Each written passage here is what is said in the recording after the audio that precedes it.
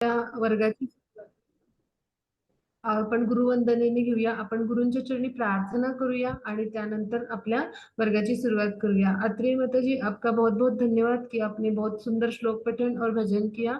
और आप सब आपके सब हम आपके सब हम आप सबके हम सब लोग आपके प्रति बहुत बहुत कृतज्ञ हैं कि आपने बहुत सुंदरता से हमें श्लोक पठन हमसे करवाया है। तो अब हम आपके प्रति सादर प्रणाम कर अभी आज की क्लास की हम शुरुआत करते हैं। हरे कृष्ण सर्वांना, सादर प्रणाम। आता आपण गुरुवंदना घेऊया आणि आजच्या आपल्या वर्गाची सुरुवात करूया।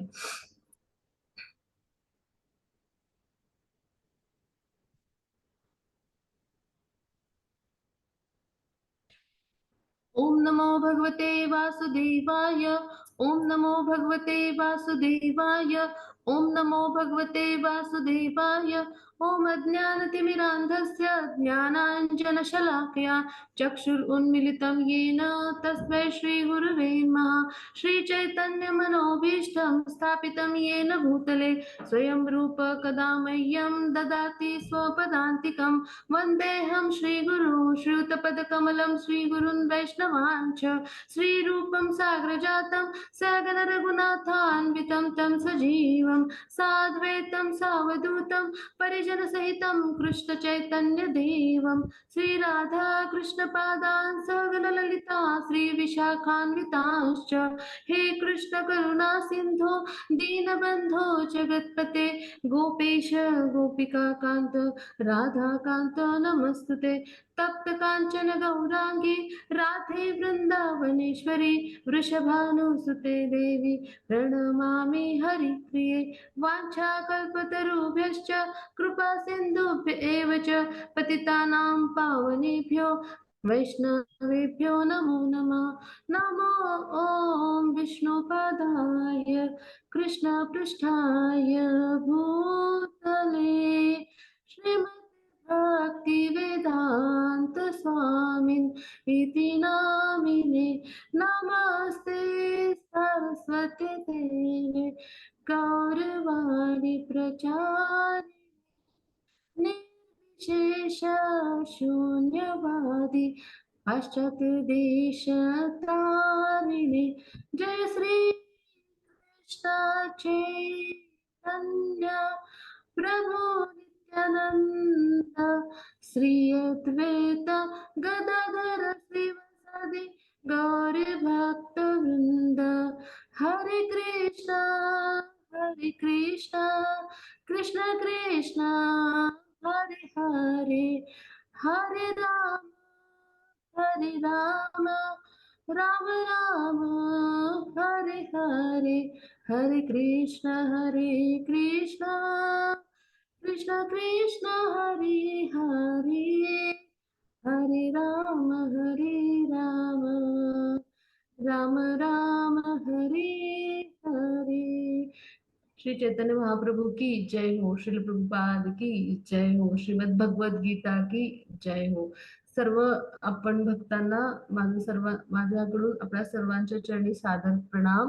सर्वांचं आपल्या इस्कॉन बेंगलोरच्या वतीने जो 18 दिवसांचा भगवद्गीता अभ्यासक्रम आहे त्यासाठी मी आपल्या सर्वांचं हार्दिक पुन्हा एकदा स्वागत करते आणि सर्वांच्या चरणी सादर प्रणाम व्यक्त करते। आता आपण आपला आजचा अभ्यास सुरू करूया। त्यापूर्वी थोड्याशा आपला उद्घाटन दिवस आहे तर थोड्याशा सूचना आहेत। म्हणजे आपण साधारण आपल्या अभ्यासक्रमाचं स्वरूप कसं असणार आणि काही महत्वाच्या सूचना की ज्या आपल्याला पूर्ण अभ्यासक्रमासंदर्भात उपयोगात येतील, तर अशा थोड्याशा आपण एक 10 मिनिटात अभ्यासूया आणि त्यानंतर आपण आपले जे इस्कॉनचे प्रमुख संस्थापक आचार्य श्रील प्रभुपाद त्यांचे थोडंसं जीवनचरित्र एक 10 मिनिटात अभ्यासून आपला आज पहिला अध्याय घेणार आहोत।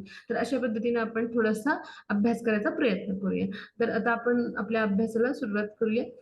त्याआधी सूचना थोड्याशा आपण समजून घेऊया की ज्याचा आपल्याला उपयोग होईल। प्रभुजी आगे का स्लाइड।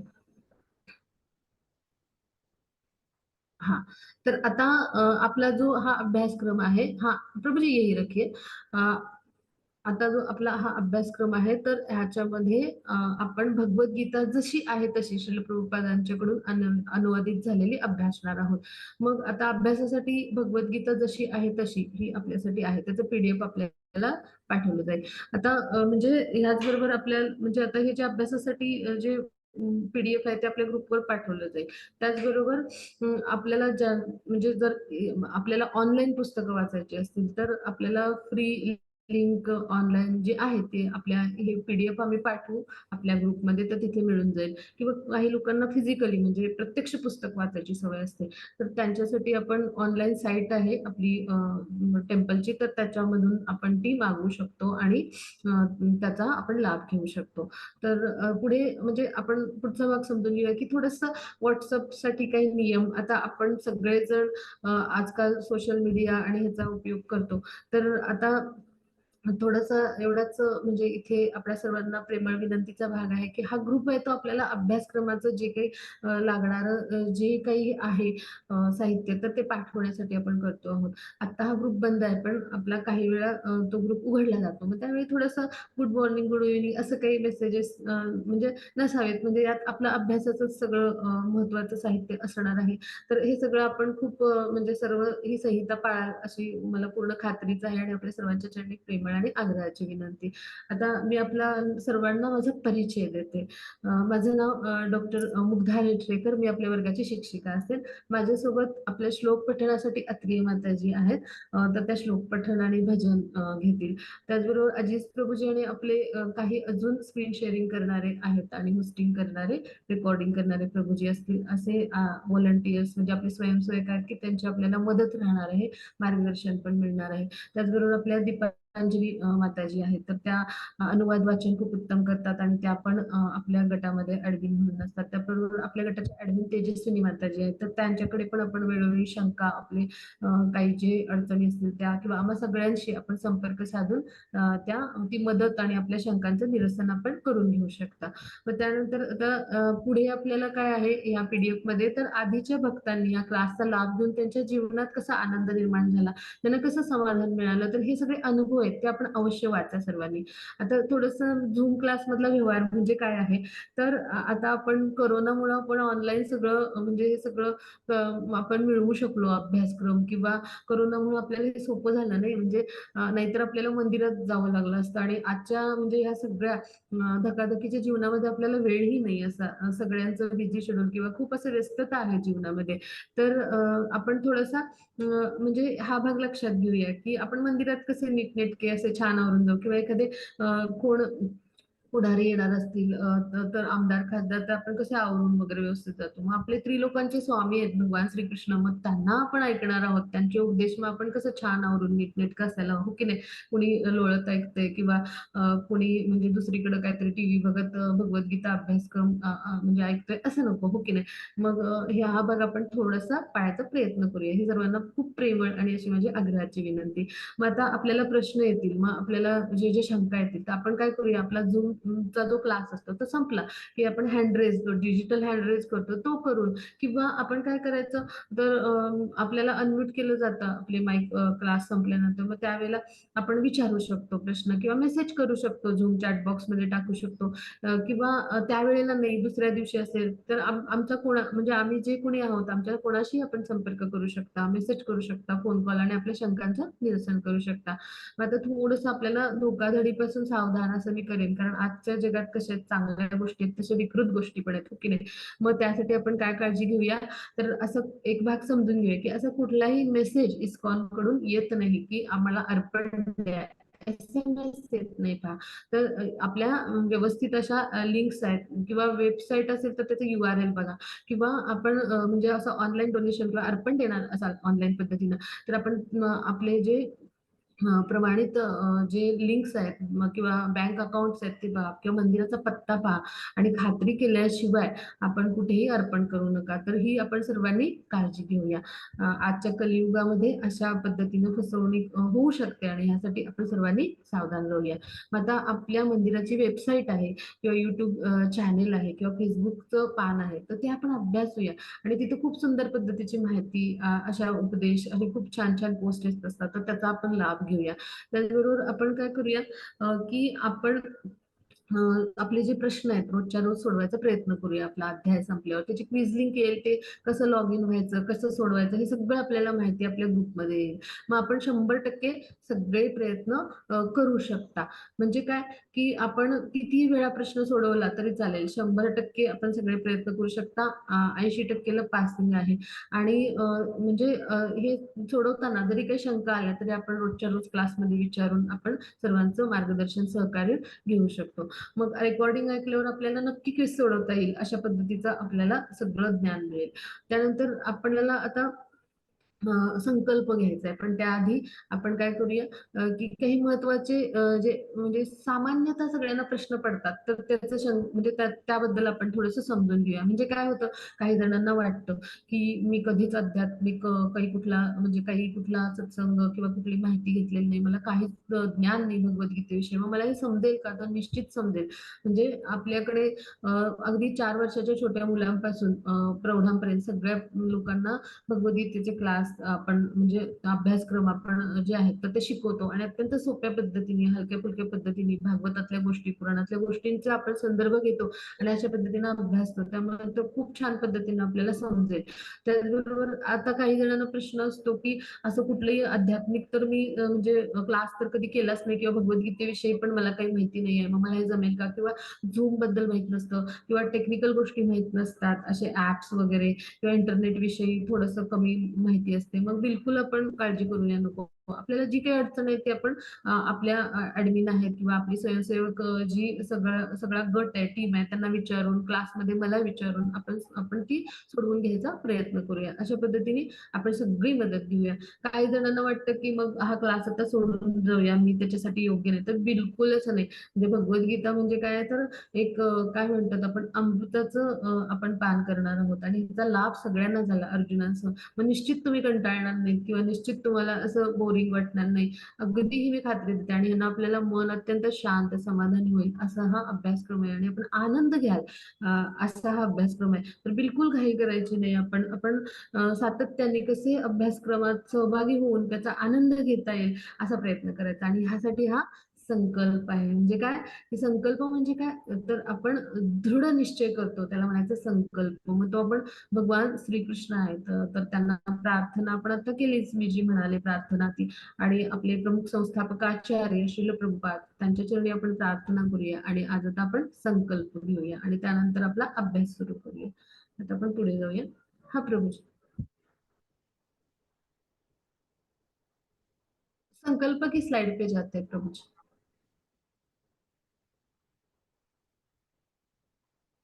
52 slide number 52.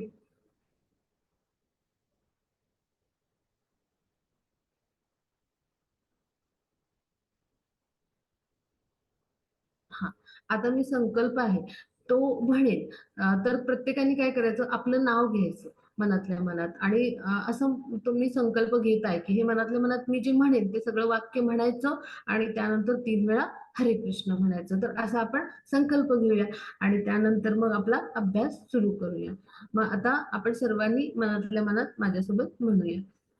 आपलं नाव घेऊन म्हणूया. मी इथे नाव घेणार नाही, आपण नाव घेऊया. मी संकल्प घेत आहे की श्री श्री राधा गोविंद आणि श्रील प्रभुपाद यांचा आशीर्वाद घेऊन मी 18 दिवसांचा भगवद्गीता अभ्यासक्रम नियमित रूपाने पूर्ण श्रद्धेने समजून घेऊन यशस्वीपणे पार पाडण्याचा प्रयत्न करेन. हरे कृष्ण, हरे कृष्ण, हरे कृष्ण. आता आपल्या सगळ्यांचा संकल्प घेऊन झाला, हो की नाही? मग भगवान श्रीकृष्ण आपल्यावर सगळी कृपा करणार आहेत, आणि आपला अभ्यासक्रम खूप छान पद्धतीने आपल्याकडून तो पार पाडून घेणार आहेत, असं मी नक्की समजेल, आणि नक्की खात्री देखील आहे मला. तर आता आपण पुढे जाऊ. प्रभु जी, श्रील प्रभुपाद जी का जो है ना फर्स्ट वाला स्लाइड, उसको लेके आइए.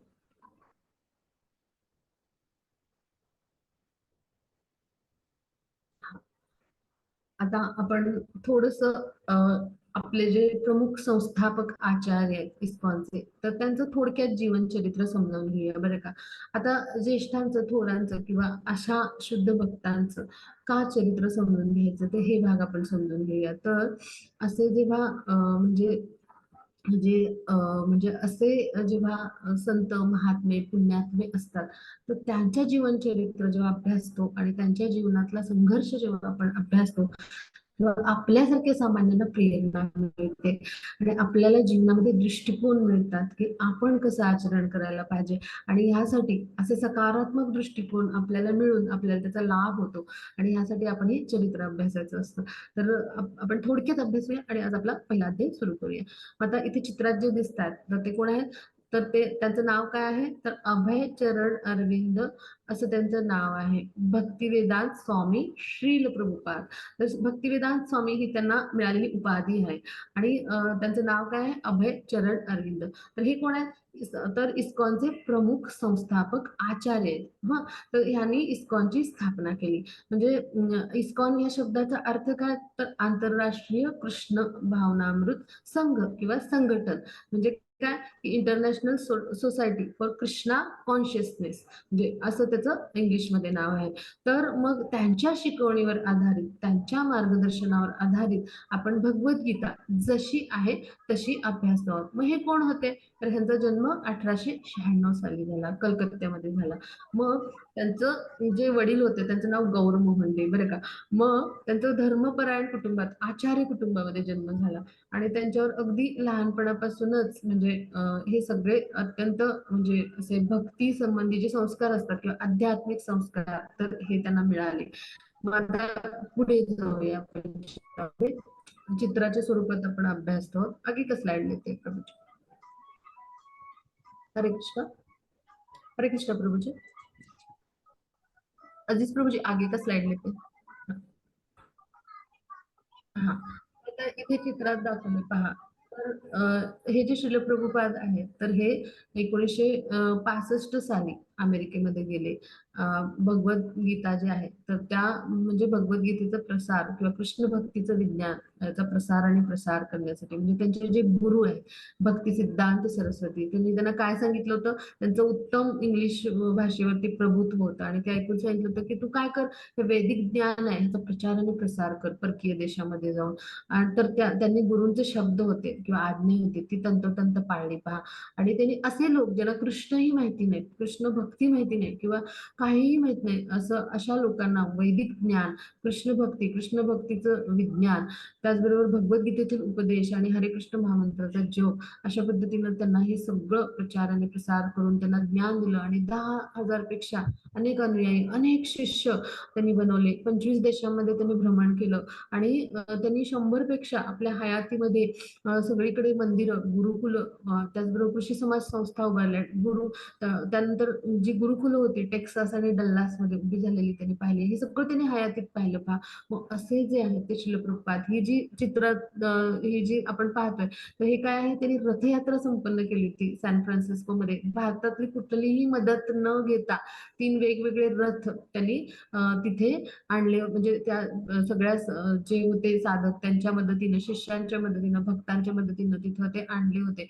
आणि तिथे जी जगन्नाथांची रथयात्रा असते की ज्यामुळे सुभद्रा, त्यानंतर बलरामजी आणि त्याचबरोबर जगन्नाथ स्वामी, तर ह्यांचा वेगवेगळ्या 3 रथातून त्यांना आणलं जातं आणि ती रथयात्रा संपन्न केली जाते. तर ती त्यांनी अशा पद्धतीने संपन्न केली जाते, केली होती पहा. म्हणजे काय, भक्ती कशी इन्फेक्शियस आहे. आता आपण करोनामुळे इन्फेक्शन हा शब्द जाणतो की नाही, म्हणजे भक्ती किती इन्फेक्शियस असते पहा. की असे जे लोक आहेत ज्यांना काही माहिती पण नाही, ते लोक म्हणजे शुद्ध भक्त जे असतात श्रील प्रभुपादांसारखे, त्यांच्या संपर्कात आल्यामुळे पहा ते देखील साधक बनले, भक्त बनले आणि भगवान श्रीकृष्णांची त्यांनी भक्तिमय प्रेममय सेवा केली, हरे कृष्ण महामंत्राचा जप केला. तर हे आपण यातनं शिकतो. तर आता पुढे जाऊ आपण. आगे का स्लाइड लेते प्रभूजी. प्रभूजी आगे का स्लाइड. हा, आता इथे पहा, वयाच्या 5व्या वर्षीच म्हणजे भक्तीची त्यांची सुरुवात झाली. तर चित्रात छोटेसे जे दिसतात ते शिल प्रभुपाद आहेत पहिल्या चित्रात, बरं का. तर त्यांनी आपल्या वडिलांना सांगितलं की मला पण जगन्नाथांची यात्रा करायची. म्हणजे तिथे कलकत्त्यामध्ये जगन्नाथांची यात्रा असायची. मग त्या आपल्या मुलाचा बालहट्ट पुरवण्यासाठी वडिलांनी काय केलं, त्यांना छोटा रथ आणून दिला लाकडी, आणि मग त्याला रंगवला त्यांनी. आणि मग त्यानंतर त्यांचे सगळे मित्र जमले आणि त्यांनी मग रथयात्रा संपन्न केली आणि मग घरात घरातल्या ज्या सगळ्या म्हणजे माता होत्या, भगिनी होत्या, आजूबाजूच्या शेजाऱ्यांनी गोडधोड पदार्थ केले आणि अशा पद्धतीने त्यांनी नैवेद्य दाखवला आणि अशा पद्धतीने 7 दिवस जशी जगन्नाथांची रथयात्रा असते असं त्यांनी छान समारंभ पार पडला पहा. म्हणजे भक्ती कशी असते, भक्तीचे संस्कार किंवा भक्ती कशी असते, त्याला कुठलंही वय म्हणजे असतं पहा. म्हणजे असं नाही की भक्ती आपण आपलं 50शी उलटल्यानंतर असं सगळे विचार करतात मग सगळ्यांनी भक्ती करावी, साधना असं नाही. भक्तीला कुठलंही वय असं म्हणजे कुठलंही वय किंवा वयोमर्यादा नाहीये पहा. वयाच्या 5व्या वर्षापासून 50व्या वर्षात कुणीही भक्तीमध्ये येऊ शकतं, अशी भक्ती असते. म्हणजे याचं उदाहरण काय, प्रल्हाद महाराज पहा, वयाच्या 8व्या वर्षी त्यांनी खडतर तप केलं.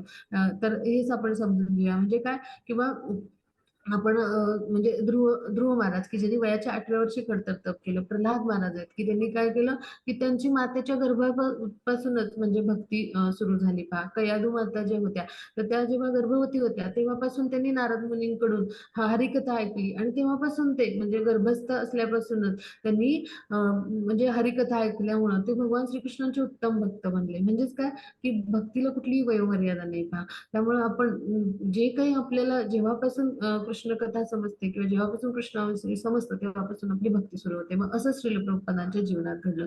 मग ते चित्रात दाखवलेले ते मध्यभागी त्यांचे गुरु आहेत भक्ती सिद्धांत सरस्वती. मग त्यांच्याशी 1922 साली त्यांची भेट झाली. मग तेव्हा त्यांची चर्चा झाली, खूप चर्चा अशा त्यांच्या झाल्या आणि मग त्यावेळेला त्यांना त्यांचं इंग्लिशवरचं प्रभुत्व पाहून त्यांनी सांगितलं की तुम्ही इंग्लिश भाषेमध्ये वैदिक ज्ञानाचा प्रसार आणि प्रसार करा आणि तो परदेशामध्ये जाऊन करा. आणि ती आज्ञा त्यांनी पाळली आणि 1965 साली ते अमेरिकेला गेले. मग आता इथे पुढच्या चित्रात काय दिसतं, त्यांनी लीग ऑफ डिवोटीज म्हणून झाशीमध्ये जेव्हा श्रील प्रभुपाद गेले तेव्हा त्यांनी काय केलं होतं, तर त्यावेळेला इथं अशा पद्धतीनं सभा घेतली होती. म्हणजे लीग ऑफ डिवोटीज म्हणून संघटना स्थापन केली. तिथं प्रवचन वगैरे त्यांनी द्यायला सुरुवात केली. धर्माचा प्रसार करायला, कृष्ण विज्ञानाचा, भक्तीचा प्रसार करायला सुरुवात केली होती. पण त्यानंतर तिथे काही तांत्रिक अडचणी आल्या त्यामुळे ते तिथून निघून वृंदावनला गेले. आता इथे खालच्या चित्रात काय आहे, तर जे श्रील प्रभुपाद आहेत त्यांना 1900 म्हणजे 44 साली त्यांनी बॅक टू गॉडहेड नावाचं मॅगझिन सुरू केलं, पाक्षिक बरं का. आणि आपल्यावर काय झालं, की त्यावेळेला त्यांच्याकडे म्हणजे त्यांची आर्थिक क्षमता नव्हती. मग त्यामुळे काय घडलं, की ते स्वतःच त्याचं टायपिंग करायचे, ते स्वतःच म्हणजे त्याचं सगळं म्हणजे संपादन सगळं करायचे आणि स्वतःच वितरण करायचे पहा. मग म्हणजे अशा पद्धतीनं इतक्या त्यांना आर्थिक विवंचना होत्या. पण जेव्हा ते अमेरिकेमध्ये गेले तेव्हा त्यांच्या भक्तांनी ते आजतागायत सुरू केले आणि वेगवेगळ्या 30 भाषांमध्ये सुरू आहे पहा. म्हणजेच काय, की पहा म्हणजे कशा पद्धतीने जे भगवंतांचे विचार असतात तर ते सगळ्या जगभरात पोहोचवले जातात आणि त्यासाठी भगवंत कशी कृपा करतात ह्याचं ते उदाहरण आहे पहा. मग आता इथे जे चित्रात दाखवले तर त्यांनी काय केलं, वयाच्या आपल्या म्हणजे साधारण 1947 साली म्हणजे आपल्या वयाच्या साधारण त्यांनी 52व्या वर्षी गृहस्थाश्रमातून ते निवृत्त झाले आणि त्यांनी म्हणजे वानप्रस्थ आश्रमामध्ये पाऊल टाकलं आणि त्यानंतर ते वृंदावनला गेले आणि तिथे कृष्ण दामोदर मंदिर जे आहे आजही तिथे आहे, तर तिथे ते राहिले आणि तिथे त्यांनी काय केलं, जे भागवत आहे 18,000 श्लोक असलेलं, तर त्याचं त्यांनी भाषांतर आणि त्याच्यावर आपली भाष्य लिहायला सुरुवात केली. मग त्याच्या 3 प्रती आहेत पहिल्या, त्या 1962 ते 65 मध्ये त्यांनी प्रकाशित केल्या. मग ते सगळं स्वतःच करायचे हे सगळं. मग त्याबद्दलचं ते त्यांचं चित्र आहे. मग इथे चित्रात दाखवलं ते स्वतःच वितरण कसं करायचे, ग्रंथालयात जाऊन त्यांचं जे Back to Godhead magazine आहे त्याचं चित्र आहे पहा. मग लोक तिथं जिथं चहा प्यायचे चहाच्या गाडीवर तिथं जायचे ते आणि मग चहा प्यायला येणाऱ्या लोकांना ते जे पाक्षिक आहे तर ते घ्या म्हणून विनंती करायचे. म्हणजे अशा पद्धतीनं त्यांचा खूप खडतर प्रवास होता आणि अशा पद्धतीचा खडतर प्रवासातून ते पुढे पुढे भक्तीमध्ये दृढ होत राहिले पहा. मग साधारण वयाच्या 59व्या वर्षी त्यांनी काय केलं, तर संन्यास जीवन म्हणजे पत्करलं आणि त्यानंतर त्यांनी संन्यास धर्माचा स्वीकार केला. मग केशव महाराज हे त्यांचे गुरु, त्यांच्याकडून त्यांनी म्हणजे ते दीक्षित झाले.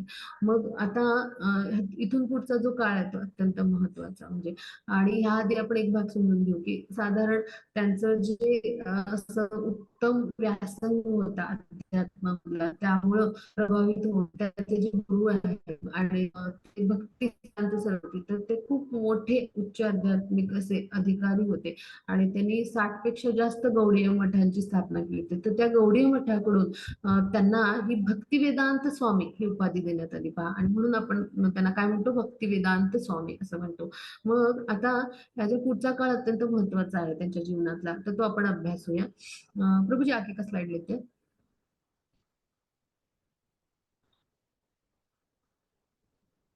हरे कृष्ण, आगे का स्लाइड लेते हैं प्रभूजी.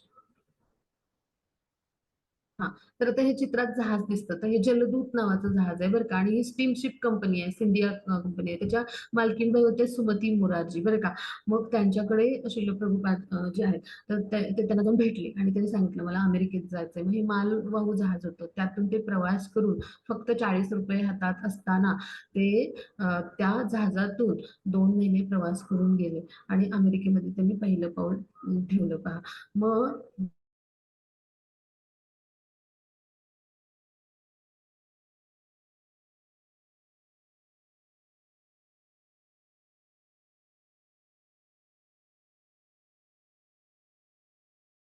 भक्तिमय प्रेममय सेवेचे प्रयत्न होते ते चालू ठेवले पहा. आणि अशा पद्धतीने ते न्यूयॉर्क मध्ये पोहोचले. मग आता तिथे पोहोचल्यानंतर त्यांनी काय केलं, तर तिथं जे फुटपाथवर त्यांनी काय केलं, त्यांच्या हातात एका हातात करताल, गळ्यात मृदुंग आणि हरे कृष्ण महामंत्राचा जप सुरू केला पहा, चित्रात दाखवले. मग आता तो काळ कसा होता, तर साधारण तेव्हा कशी परिस्थिती होती हे आपण समजून घेऊया. तर दुसरं महायुद्ध झालेलं होतं बरं का. आणि त्यामुळं सगळी जी तरुण पिढी होती त्या परिणामामुळे अमेरिकेमध्ये अशी वैफल्यग्रस्त होती. म्हणजे ज्या युद्धाचे परिणाम असतात ते असतातच सगळ्या जगावर. त्याचबरोबर ते तरुण पिढी होती, तर ते असे व्यसनाधीनतेकडे वळलेले होते. म्हणजे ड्रग ऍडिक्शन किंवा अशा सगळे मद्य, सिगारेट अशा सगळ्या, म्हणजे धूम्रपान, हे सगळ्या जे म्हणजे व्यसनाधीनता आहे या सगळ्यांकडे ते वळलेले होते. आणि तिथं कसं आहे पहा, ते आपल्यापेक्षा प्रगत देश आहेत. म्हणजे आपल्यापेक्षा प्रगत देश असल्यामुळं आता जसं आपण आधुनिक संस्कृतीचा अतिरेक पाहतो पहा, तर तसं तेव्हा वातावरण होतं 1970 म्हणजे च्या दशकात. आणि त्यावेळेला बरोबर तिथे शिलप्रपात पोहोचले. आणि त्यामुळे काय झालं, की तिथली इतकी वैफल्यग्रस्त पिढी होती, की त्यांना म्हणजे ह्या सगळ्यातून म्हणजे जणू काही बाहेर काढण्यासाठी आणि मदत करण्यासाठी असंच शिलप्रभुपादांचं तिथं अवतरित होणं होतं बा. आणि मग तिथे हे सगळे, त्यांना हिप्पी म्हटलं जायचं. तर हे सगळे असे व्यसनाधीन हिप्पी जे असायचे तिथे जमले. तुम्ही काय करता आहात त्यांनी विचारलं. मग त्यांनी सांगितलं, कृष्णाविषयी सांगितलं, हरे कृष्णाच्या महामंत्राविषयी सांगितलं. मग ते देखील यायला लागले आणि त्यांच्याबरोबर तो जप करायला लागले, संकीर्तन करायला लागले. आणि अशा पद्धतीनं हळूहळू ते त्यांचे भक्त बनले. मग ते प्रसाद तयार केला त्यांनी बरं का. आणि त्याच्यात गुलाबजाम असायचा. म्हणजे बुलेट म्हटलं जातं गुलाबजामला बरं का. म्हणजे आपल्या इस्कॉनचं बुलेट म्हटलं जातं. तर तो प्रसाद त्यांना आवडायचा त्या जे हिप्पींना. तर एक म्हणजे एक असा हिप्पी होता, जर तो म्हणाला की हे काय आहे, हे मला कधी खायला मिळेल, तर शिल प्रभुपादांनी सांगितलं, तू रविवारी ये रविवारच्या प्रसादाला, मग तुला तिथे मिळेल. मग ते प्रसाद खायला काही जण यायला लागले. म्हणजे अशा पद्धतीनं आकर्षणाचं केंद्र बनलं आपलं जे इस्कॉन, म्हणजे कडून म्हणजे इस्कॉन म्हणजे जे आपले शिल प्रभुपाद आहेत, तर त्यांच्याकडे असे आकर्षित झाले सगळे लोक. आणि मग ते भक्तीमध्ये आले. आणि मग ते ह्या सगळ्या वाईट म्हणजे व्यसनांपासून ते मुक्त झाले. आणि ते उत्तम साधक शिष्य बनले. म्हणजे अशा अनेक कथा आहेत. तर अशा पद्धतीनं शिल प्रभुपाद जे आहेत, तर त्यांनी तिथे मार्गदर्शन करायला, प्रचार प्रसार करायला सुरुवात केली. मग इथे वेगवेगळे मॉल्स आहेत, चित्र आहे तिथे त्यांनी आपलं प्रवचन दिलं. वेगवेगळ्या म्हणजे तिथं जे वेगवेगळे म्हणजे असे प्रवचनाविषयी जे हॉल असतात, तर तिथे किंवा अशा वेगवेगळ्या ठिकाणी जिथे जिथे संधी मिळेल तिथे तिथे त्यांचे प्रवचन होत असत, मार्गदर्शन होत असत. आणि त्यांना अनेक अनुयायी बनले, अनेक भक्त बनले. म्हणजे ते चित्रात हा मध्यभागी दाखवलाय पेटी घेतलेला, हा पण आहे त्या काळातला जॉर्ज हॅरिसन नावाचा उत्तम पॉप सिंगर होता बरं का. म्हणजे जगभरात त्याच्या त्या काळात कॅसेट्स, ऑडिओ कॅसेट्स असायच्या, त्या विकल्या जायच्या. तर त्यांनी उच्चांक गाठला होता. हरे कृष्ण महामंत्राच्या सगळ्यात जास्त उच्चांक त्या काळात त्याच्या ऑडिओ कॅसेट्सनी त्याच्या आवाजातल्या गाठला होता भा. तो त्यांचा अनुयायी बनला, शिष्य बनला. आणि त्याने उत्तम योगदान दिलं ह्या शिल प्रभुपादांच्या प्रवासामध्ये, म्हणजे ह्या प्रचार आणि प्रसार कार्यामध्ये. मग इथं बेसिल कॅथेड्रल नावाचं मोठं चर्च आहे. मग तिथं सुद्धा म्हणजे तिच्या आसपासचे सुद्धा अनुयायी, म्हणजे अशा सगळ्या महत्वाच्या ठिकाणी शिल प्रभुपादांचे सगळे अनुयायी भक्त शिष्य बनले पहा. मग अशा 25 देशामध्ये त्यांनी भ्रमण केलं. आता पुढे जाऊ आपण. हाँ प्रभु जी, आगे का स्लाइड लेते हैं. हाँ, हां, मग इथं आता फ्रँकफर्टला ते गेले, तर तिथले ते बॅरन आहेत, वान डर केम म्हणून, म्हणजे महापौर सारखे. तर त्यांना ते भेटले. मग ते देखील त्यांचे उत्तम अनुयायी बनले. अशा सगळ्या 25 देशामध्ये त्यांनी प्रवास केला आणि तिथे शिष्य अनुयायी बनवले. पहा, आता इथे चित्रात बॅक टू गॉडहेड मॅगझीन त्यांचं दाखवलंय. तर त्याचा प्रसार आणि प्रसार सगळ्या भाषातून होतो. पहा, अशा 25 ते 30 म्हणजे 30 भाषाहून अधिक भाषांमध्ये त्याचा म्हणजे म्हणजे त्याचं भाषांतर होतं आणि ते अजूनही आजतागायत देखील वितरित होतं. पहा, आता त्यांनी म्हणजे जे ग्रंथ लेखन केले ते इतकं विपुल आहे की म्हणजे आपण आपल्याला 80 वर्ष देखील आपल्याला वाचायला पुरणार नाहीत आपल्या जीवनातली. तर इतकं विपुल म्हणजे त्यांचं 60 पेक्षा अधिक ग्रंथांचं म्हणजे लिखाण झालेलं आहे अमेरिकेमध्ये आणि त्याच्या आधीचे म्हणजे असं मिळून त्यांचे 80 पेक्षा ग्रंथ जास्त उपलब्ध आहेत आणि अनेक भाष्य, अनेक प्रवचन असे आपल्याला उपलब्ध आहेत. तर अशा पद्धतीचं विपुल त्यांचं लेखन आहे पहा. आता पुढे जाऊ आपण.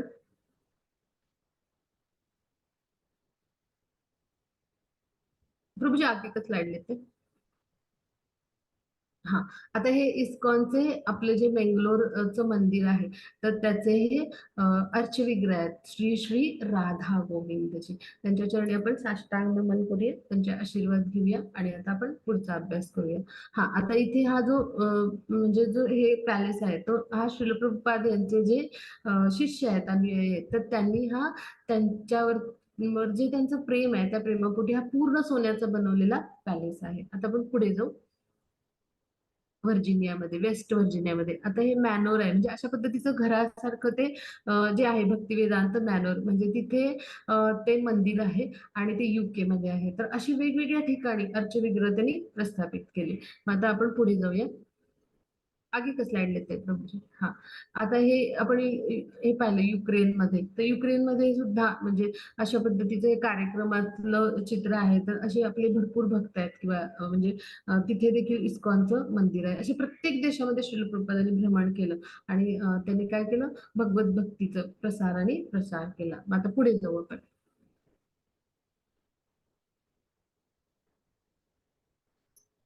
प्रभुजी आगे का स्लाइड लेते हैं. हां. आता हे हे दक्षिण आफ्रिकेतलं आहे पहा. तिथलं हे इस्कॉन मंदिर आहे पहा आणि तिथले हे अर्चविग्रह आहेत पहा डर्बनमधले. अशा पद्धतीनं सगळ्या ठिकाणी त्यांनी अर्चविग्रहांची म्हणजे प्राणप्रतिष्ठा केली पहा. आता पुढे जाऊ आपण. आगे का स्लाइड प्रभूजी.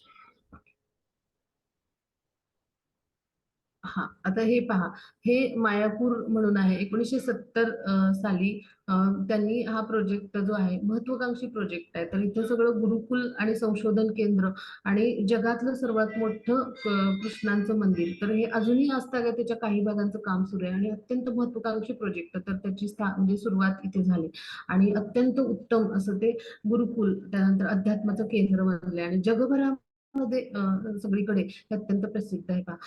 ह्या महिन्यामध्ये मायापूर म्हणजे ह्या महिन्याच्या शेवटी म्हणजे नोव्हेंबरच्या सुरुवातीला आपली इस्कॉन बेंगलोरची मायापूरला यात्रा जाणार आहे पहा. त्याचे आपल्याला माहितीचे सगळे म्हणजे सगळं येतील पोस्ट तर ते आपण अभ्यासोयाने येण्याचा प्रयत्न पण करूया. अत्यंत सुंदर हा प्रोजेक्ट आहे आणि तिथून आपल्याला खूप छान ज्ञान आणि अध्यात्माविषयी सगळं अशी माहिती मिळू शकते पहा आणि आपली प्रगती होण्यासाठी तो एक मोठा मैलाचा दगड ठरेल पहा. अशा पद्धतीनं हा मायापूरचा प्रोजेक्ट आहे.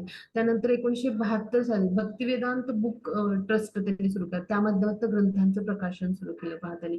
त्यानंतर 1970 ते 75 साली त्यांनी वृंदावनला कृष्ण बलराम मंदिराची स्थापना केली. म्हणजे काय की रमण रेती हा जो त्यांना जागा मिळाली तर तिथं कृष्ण बलराम लहानपणी खेळायला आले होते. खेळत असत तिथे आणि ती जागा मिळाल्यावर तिथं त्यांनी कृष्ण बलरामजींचं मंदिर आहे. तर वृंदावन मधलं खूप प्रसिद्ध मंदिर आहे. तर ती म्हणजे त्याची त्यांनी निर्मिती केली. असं असंख्य ठिकाणी भारतामध्ये पण जुहू चौपाटीचं मंदिर आहे. त्याचा कोनशिला समारंभ झाला. असं सगळीकडे भक्तीचा प्रसार आणि प्रसार श्रील प्रभुपादांच्या माध्यमातून किंवा त्यांच्या भक्तांच्या माध्यमातून होत राहिला. आणि इस्कॉनची मग अशा पद्धतीने जी स्थापना म्हणजे जी झाली ती कधी झाली तर 1965 साली पहिल्यांदा श्रील प्रभुपाद अमेरिकेला गेले आणि त्यानंतर 1966 साली म्हणजे बरोबर 1 वर्षाच्या खडतर म्हणजे संघर्षानंतर इस्कॉनची एक स्थापना झाली आणि ते एक विश्वव्यापी संघटन श्रील प्रभुपाद हयात असतानाच बनलं पहा आणि 1977 साली म्हणजे जे श्रील प्रभुपाद आहे तर त्यांचा तिरोभाव दिवस आहे. तर त्या म्हणजे तोपर्यंत त्यांनी हे सगळं पाहिलेलं होतं. 100 म्हणजे 100 पेक्षा जास्त मंदिरं आणि त्याचबरोबर कृषी समाज संस्था आणि गुरुकुल हे सगळ्याचं निर्माण त्यांनी पाहिलेलं होतं पहा. मग असे आपले होते म्हणजे ते श्रील प्रभुपाद. श्रील प्रभुपाद की जय हो. तर आपण पुढे जाऊया. प्रभुजी आगे का स्लाइड. आगे का स्लाइड प्रभुजी. हा आता हे वेगवेगळ्या देशातून त्यांनी म्हणजे त्यांनी कसा प्रवास केला ह्याचं चित्र आहे. आगे का इसके आगे का स्लाइड लीजिए. हरे कृष्णा प्रभुजी. इसके आगे का स्लाइड लीजिए. हा. इथे अर्चविग्रह आहेत आणि प्रत्येक अर्चविग्रह जे असतात मंदिरामध्ये तर तिथे आपले जे कृष्ण कृपा मूर्ती म्हणजे एसी भक्तिवेदांत स्वामी श्रील प्रभुपाद यांचं पण म्हणजे तिथे अशा पद्धतीनं प्रतिमा असतात. तर त्यांना आपण जेव्हा कधी इस्कॉन मंदिरामध्ये जातो तेव्हा त्यांना वंदन करायचं, आपल्या गुरूंना आधी वंदन करायचं आणि त्यानंतर आपण काय करायचं तर आपले जे भगवान श्रीकृष्ण आहेत त्यांच्या चरणी आपण प्रणाम करायचा. तर आपण सगळ्यांनी हे लक्षात ठेवूया. मग आता पुढे जाऊ आपण.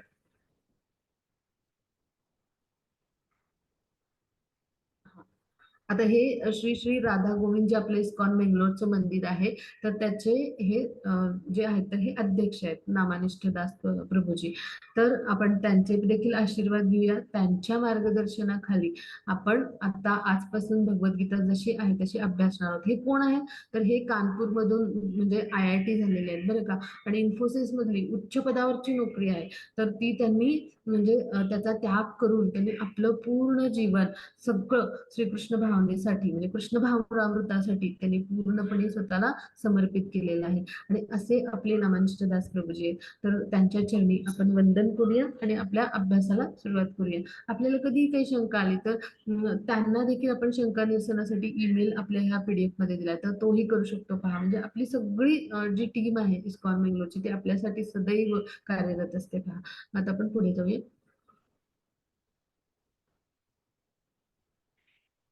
हा माताजी आपण रेंज मध्ये येऊया म्हणजे आपल्याला ऐकू येईल. थोडं इंटरनेट कनेक्शन आपण तपासूया. तर आता भगवद्गीता हे काय आहे एक महाकाव्य आहे बरं का. तर जिथं आपल्याला सगळ्या समस्यांचं उत्तर मिळतात. मग महात्मा गांधी काय म्हणतात हा आध्यात्मिक शब्दकोश आहे. म्हणजे काय इथं म्हणजे आध्यात्मिक शब्दकोश असं का म्हटले तर पहा शब्दकोशामध्ये असे शब्द असतात की ज्याचा आपण बोली भाषेत किंवा लिखाणात उपयोग करतो हो की नाही. मग तसंच भगवद्गीतेतले उपदेश देखील असे आहेत की आपल्या जीवनामध्ये त्याचं आचरण कसं करायचं हे आपण समजून घेतो आपण आणि त्याद्वारे आपल्या जीवनामध्ये आपण मनशांती समाधान प्राप्त करतो. आणि त्यामुळे म्हणजे काय म्हणतात गांधीजी तर पुऱ्या विश्वाला हे प्रेरणादायी असं पुस्तक आहे पहा.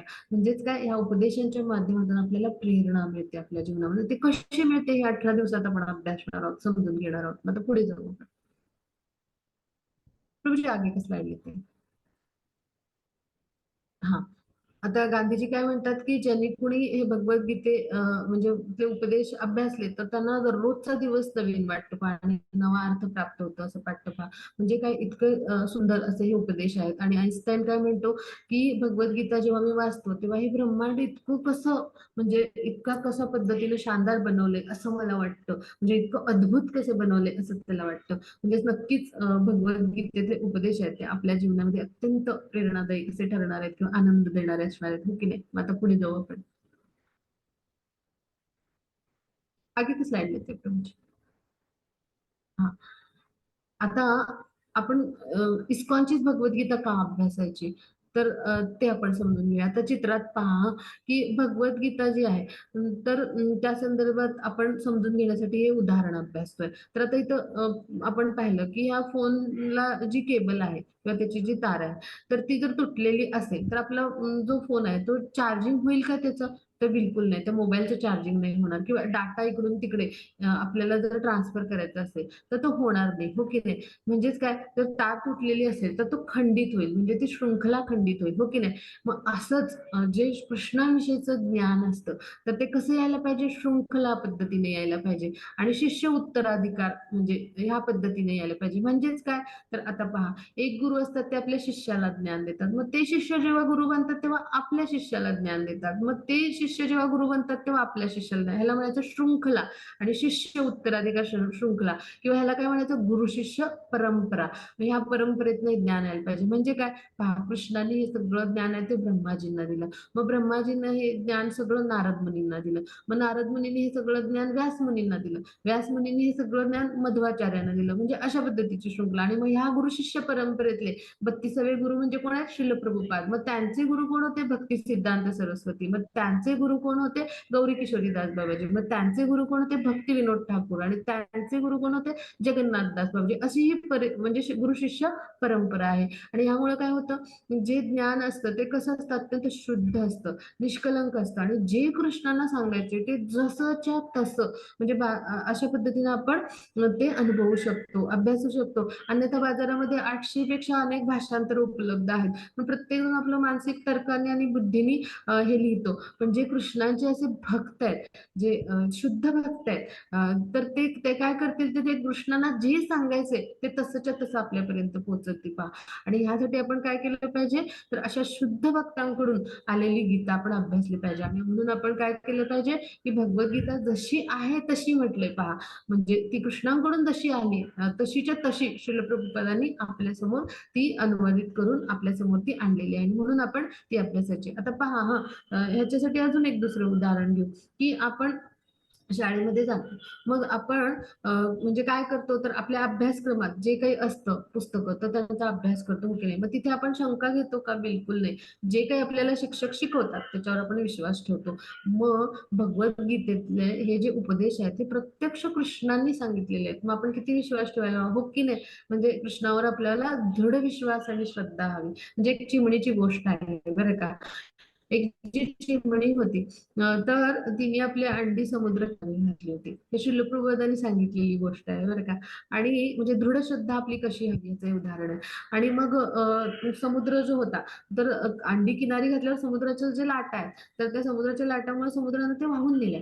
मग चिमणी जी होती, तर तिला दृढ विश्वास होता, श्रद्धा होती तिला. मग तिने काय सांगितलं, की तिने मग त्या समुद्रदेवाने सांगितलं, की तू माझी अंडी मला परत कर, नाहीतर मग मी तुझा जे पाणी आहे तुझ्यातलं ते सगळं रिकामं करेल. मग आता एवढासा तो जीव, आणि ते पाणी कसं रिकामं करेल, हो की नाही. पण तिला दृढ श्रद्धा आणि विश्वास, पहा कसा. मग तिने काय केलं, आपल्या इवलाशात चोचीनं एक एक थेंब पाणी असं नेऊन बाहेर फेकायला सुरुवात केली. मग हे तिचं कार्य चालू असताना समोरून कोण आले, गरुडराज आले. आणि ते काय म्हणाले, चिमणी ताई तू काय करतेस. मग तेव्हा त्यांनी सांगितलं, की अशी घटना माझ्या बाबतीत घडली. मग त्यांनी त्यांना दरडावलं, समुद्रदेवा तू बऱ्या बोलाने ही अंडी परत कर, नाहीतर मग माझ्याशी युद्ध कर. अशा पद्धतीने जेव्हा गरुडराज, म्हणजे भगवंतांचे ते वाहन आहेत श्रीकृष्णांचे विष्णू रूपातील, आणि त्या साक्षात भगवान श्रीकृष्णांचं ते रूप आहे. पुढे आपण अभ्यासणार आहोत ते 10व्या अध्यायात. मग म्हणजे पक्षामधले गरुड म्हणजे भगवान श्रीकृष्ण आहे. तर मग तेव्हा समुद्रदेवाने लगेच ती अंडी परत केली. म्हणजेच काय, दृढ श्रद्धेने आणि विश्वासाने आपण श्रीकृष्णांना जे उपदेश आहेत ते आपण अभ्यासले पाहिजे, त्यांना ऐकलं पाहिजे. जर आपण शिक्षकांना ऐकतो तर आपण नक्कीच कृष्णांच्या दृढ श्रद्धा आणि विश्वास ठेवून आपण ते ऐकायला हवं, पहा. आता आपण पुढे जाऊ. आगे का स्लाइड लेते हैं प्रभू जी. हा. मग आता गीता हा एक विशाल ग्रंथ आहे आणि त्याचा अभ्यास करायला आपल्याला वर्ष लागली बरं का. मग 18 दिवसात ते आपल्याला हे शक्य नाही. मग आपण काय करणार आहोत, तर कृष्ण आणि अर्जुन यांच्यातला जो संवाद आहे ना, त्याच्यावर आपण लक्ष केंद्रित करणार आहोत. आणि म्हणजे तो जो संवाद आहे त्याच्यातून इतके म्हणजे अनमोल आपल्याला उपदेश मिळणार आहेत, की आपण त्यामुळे काय होईल, की आपल्या जीवनामध्ये प्रेरणा मिळेल, मनःशांती समाधान मिळेलच, पण आपण गीतेच्या सखोल अभ्यासासाठी तयार होऊ. तर हे त्याचा उद्देश आहे. मग आता आपण पुढे जाऊया. आगे की स्लाइड में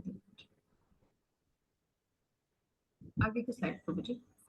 हरे कृष्ण। हरे हरे कृष्ण, कृष्ण। आगे का स्लाइड लेते हैं। हरे कृष्ण। हा. आता 18 दिवसाचा 1 तास आपला अभ्यासक्रम असेल. आपला रोज एक अध्याय आपण घेऊ. आणखी आपण महत्वाचे श्लोक घेऊ, जे आपल्याला अभ्यासक्रमात आहेत ते. प्रश्नोत्तरांचा म्हणजे आपण आपला 1 तास अभ्यासाचा झाल्यानंतर सत्र असेल आणि आपण रोजच्या रोज क्विज सोडवायचे, असं साधारण आपल्या अभ्यासाचं स्वरूप असणार आहे. आता पुढे जाऊ आपण. प्रभू जी, आगे का स्लाइड लेते हैं। हरे कृष्ण। हाँ, मग आहे भक्तीमधले हे सगळे टप्पे आहेत. साधारण आपण पहिल्यांदा अस्पायरंट होतो, म्हणजे आपण श्रद्धावान होतो. मग त्यानंतर कृष्ण सेवक बनतो, म्हणजे आपण पहिली लेवल सोडवल्यानंतर दुसऱ्या लेवलला जातो. मग साधक बनतो. मग आपल्याला शिल प्रभुपादांचा आश्रय मिळतो. मग गुरु चरणांचा आश्रय, म्हणजे गुरुंकडून आपल्याला आश्रय मिळतो, त्याला म्हणजे आपण शेल्टर म्हणतो, गुरुपादाश्रय. आणि त्यानंतर पहिली दीक्षा होते आणि त्यानंतर दुसरी दीक्षा म्हणजे ब्राह्मण दीक्षा होते. तर हे भक्ती च्या म्हणजे हे काय आहे, तर वेगवेगळ्या ह्या पातळ्या आहेत. तर ह्यासाठी आपण पहिला जो अभ्यासक्रम आहे हा प्राथमिक स्वरूपाचा अभ्यासक्रम आहे. जेव्हा पहिला अभ्यासक्रम आपण पूर्ण करतो पहिल्या पातळीचा, तेव्हा ह्या सगळ्या पातळ्यांसाठी, सगळ्या पातळ्यांच्या अभ्यासक्रमासाठी आपण पात्र होतो. आणि भक्तीमध्ये आपण टप्प्याटप्प्याने पुढे जात राहतो. आता आपण पुढे जाऊया. हा, हे आपण अभ्यासलं. तर आता पहिला जो अध्याय आहे त्याच्यावर जाऊया. प्रभू जी फर्स्ट चैप्टर पे जाइए. हरे कृष्ण.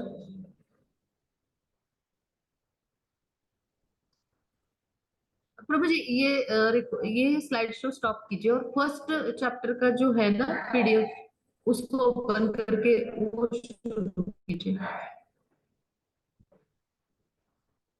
हरे कृष्णा. हाँ.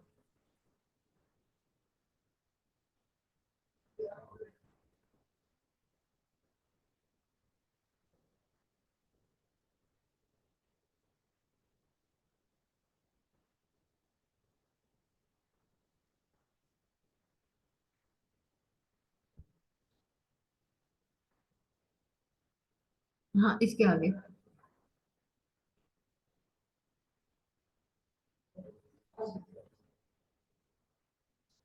इसके आगे स्लाइड्स लेके जाइए. हाँ, फर्स्ट चैप्टर पे जाते हैं. इसके आगे.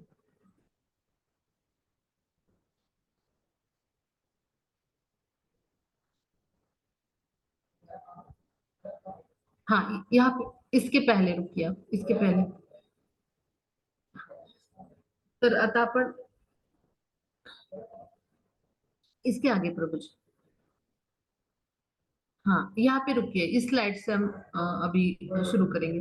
तर आता आपण समजून घेऊया की भगवद्गीतेमध्ये एकूण 700 श्लोक आहेत. तर त्यापैकी 575 श्लोक आहेत ते कृष्णांचे आहेत. त्यानंतर अर्जुनांचे 83 श्लोक आहेत. मग संजयांचे 41 श्लोक आहेत आणि धृतराष्ट्रांचा पहिला श्लोक आहे, बरं का.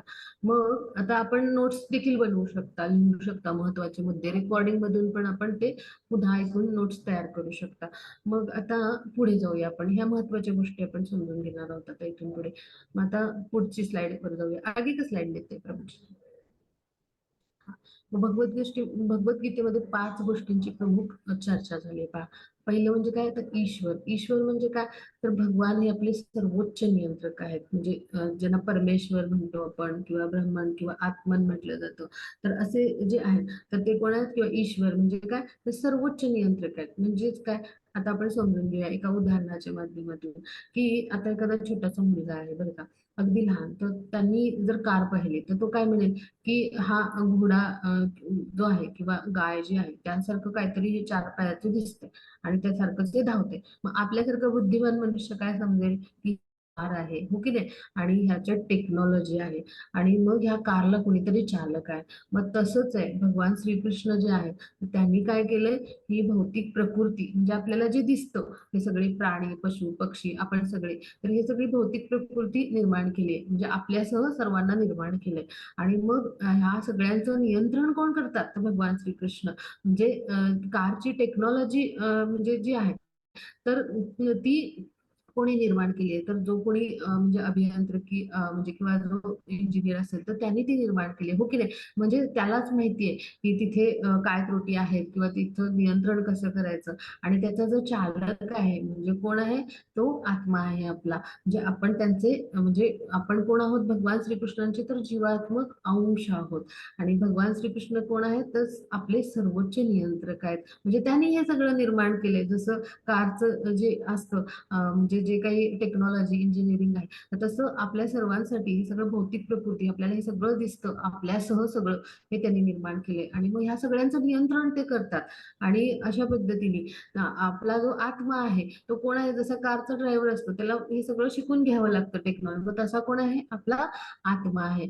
आणि तो कोण आहे, श्रीकृष्णांचा जीवात्मक अंश आहे. म्हणजे जीव म्हणजे काय, जीवात्मा म्हणजेच आपण एक चित्कण आहोत, आध्यात्मिक स्फुल्लिंग आहोत. भगवान कसे, सच्चित आनंद म्हणजे काय, म्हणजे सत म्हणजे पूर्णतया शाश्वत, चित्त म्हणजे काय तर ज्ञानाने युक्त असे, आणि आनंद म्हणजे काय, परमोच्च आनंदाचं ठिकाण. मग असे कोण आहेत भगवान श्रीकृष्ण, पूर्णपणे ते आध्यात्मिक आहेत, दिव्य आहेत. पुराण पुरुष त्यांना म्हटले किंवा आदि पुरुष म्हणले, ब्रह्माजींनी त्यांची स्तुती केली ब्रह्मसंहितेमध्ये. तिथे काय म्हटले, गोविंदम आदि पुरुषम तमहम भजामी, म्हणजे काय, आदि पुरुष पुराण पुरुष आहेत भगवान श्रीकृष्ण. आणि मग त्यांचे आपण कोण आहोत, तर जीवात्मक अंश आहोत किंवा चित्कण आहोत. आणि आपण मग असे जे जीवात्मा आहोत, तर आपलं सर्वांचं नियंत्रण कोण करतात, भगवान श्रीकृष्ण, म्हणून ते कसे सर्वोच्च नियंत्रक आहेत.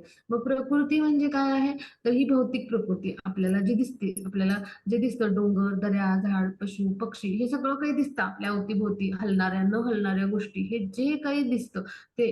आणि आपल्या सगळ्यांचं हेच काय, भौतिक प्रकृती आहे. मग ही भौतिक जी प्रकृती आहे, तर ही कशी आहे, 3 गुणांनी युक्त आहे. म्हणजे सत्व, रज आणि तम. आणि यानुसार काय होतं, आपण जेव्हा जीवात्मा म्हणून, म्हणजे आपण एक चित्कण आहोत, आध्यात्मिक स्फुल्लिंग आहोत, म्हणजेच काय, आपण जीवात्मा म्हणजे आपण कोण आहोत, तर शरीर नसून आत्मा आहोत. म्हणजे आपल्याला काय वाटतं, आपण हे शरीर आहोत, पण आपण हे शरीर नसून कोण आहोत, आत्मा आहोत, चित्कण आहोत. ते कसं समजायचं, थोडक्यात समजून घेऊया.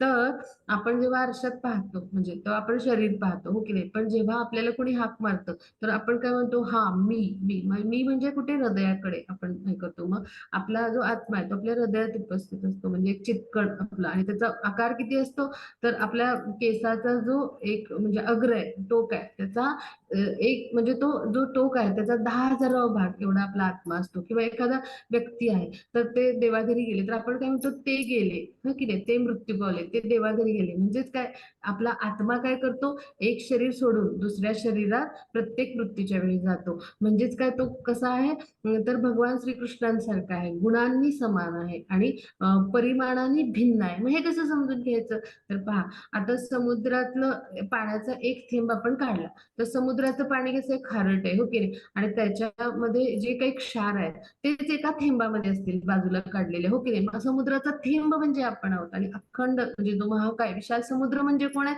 ते भगवान श्रीकृष्ण आहेत. किंवा आता अग्नी आहे, अग्नीची ठिणगी म्हणजे आपण आहोत एक, आणि अग्नी म्हणजे भगवान श्रीकृष्ण. म्हणजे अग्नीमध्ये जे गुण आहेत, म्हणजे प्रकाश आणि तापमान, तेच ठिणगीमध्ये असतील, हो की नाही. मग आपण कोण आहोत, तर भगवान श्रीकृष्णांचे असे चित्कण आहोत. म्हणजे भगवान श्रीकृष्ण हे कसे आहेत, एखादा जर वृक्ष घेतला, तर ते कसे आहेत, तर एखाद्या वृक्षाचं मूळ असतील, तर त्याचे पानं, फुलं, फांद्या म्हणजे त्याचे अवयव आपण आहोत. म्हणजे आपण सहयोगी आहोत भगवान श्रीकृष्णांचे. मग पहा, भगवान श्रीकृष्ण जे आहेत, तर जे मुळाप्रमाणे आहेत, तर त्यांना जर आपण म्हणजे वृक्षाच्या मुळाला जर आपण पाणी घातलं, तर त्याच्या पाना, फुलं, फांद्यांचं सगळ्यांचं पोषण होतं. मग तसंच आहे, आपण भगवान श्रीकृष्णांच्या आनंदासाठी, संतुष्टीसाठी कर्म केलं, तर काय होतं, तर आपोआपच आपल्या सगळ्या स्तरावर, म्हणजे भौतिक, आध्यात्मिक, त्यानंतर भावनिक, अशा सगळ्या स्तरावर काय होतं, तर पूर्तता होते, आपल्याला फलनिष्पत्ती मिळते. म्हणजेच काय, भगवान श्रीकृष्णांचे आपण कोण आहोत, अंशात्मक भाग, म्हणजेच कोण, गौण ईश्वर आहोत आपण.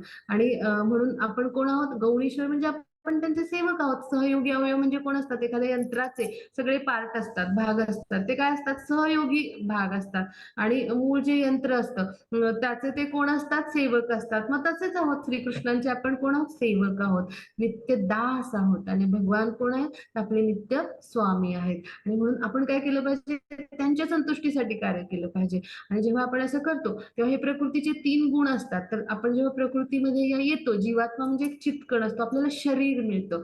आणि हे जे शरीर आहे, ते आपलं पूर्व कर्म जे असतं त्यानुसार मिळतं, बरं का. म्हणजे पूर्व इच्छानुसार. मग कुणाला कुत्र्याचं मिळेल, कुणाला मांजराचं मिळेल, कुणाला मनुष्याचं मिळेल, कुणाला देवतेचं, त्याप्रमाणे त्याचं कर्म असेल. कुत्र्याचं मिळालं तो भुंकेल, हो की नाही, माणसाचं मिळालं तो माणसासारखं वागेल, देवतेचं मिळालं देवतेसारखं वागेल, डुकराचं मिळालं तो विष्ठा खाईल, म्हणजे असं मिळतं. आणि त्यानुसार कर्म घडतं. आणि ते कुठे घडतं, तर प्रकृतीच्या 3 गुणांच्या आपल्याला आधिपत्याखाली घडतं. मग असं कर्म कुठे घडतं, तर काळाच्या म्हणजे देखरेखीखाली आणि प्रकृतीच्या 3 गुणांच्या अधिपत्याखाली आपण काय करतो, जे कृती करतो त्याला म्हणायचं कर्म, बरं का.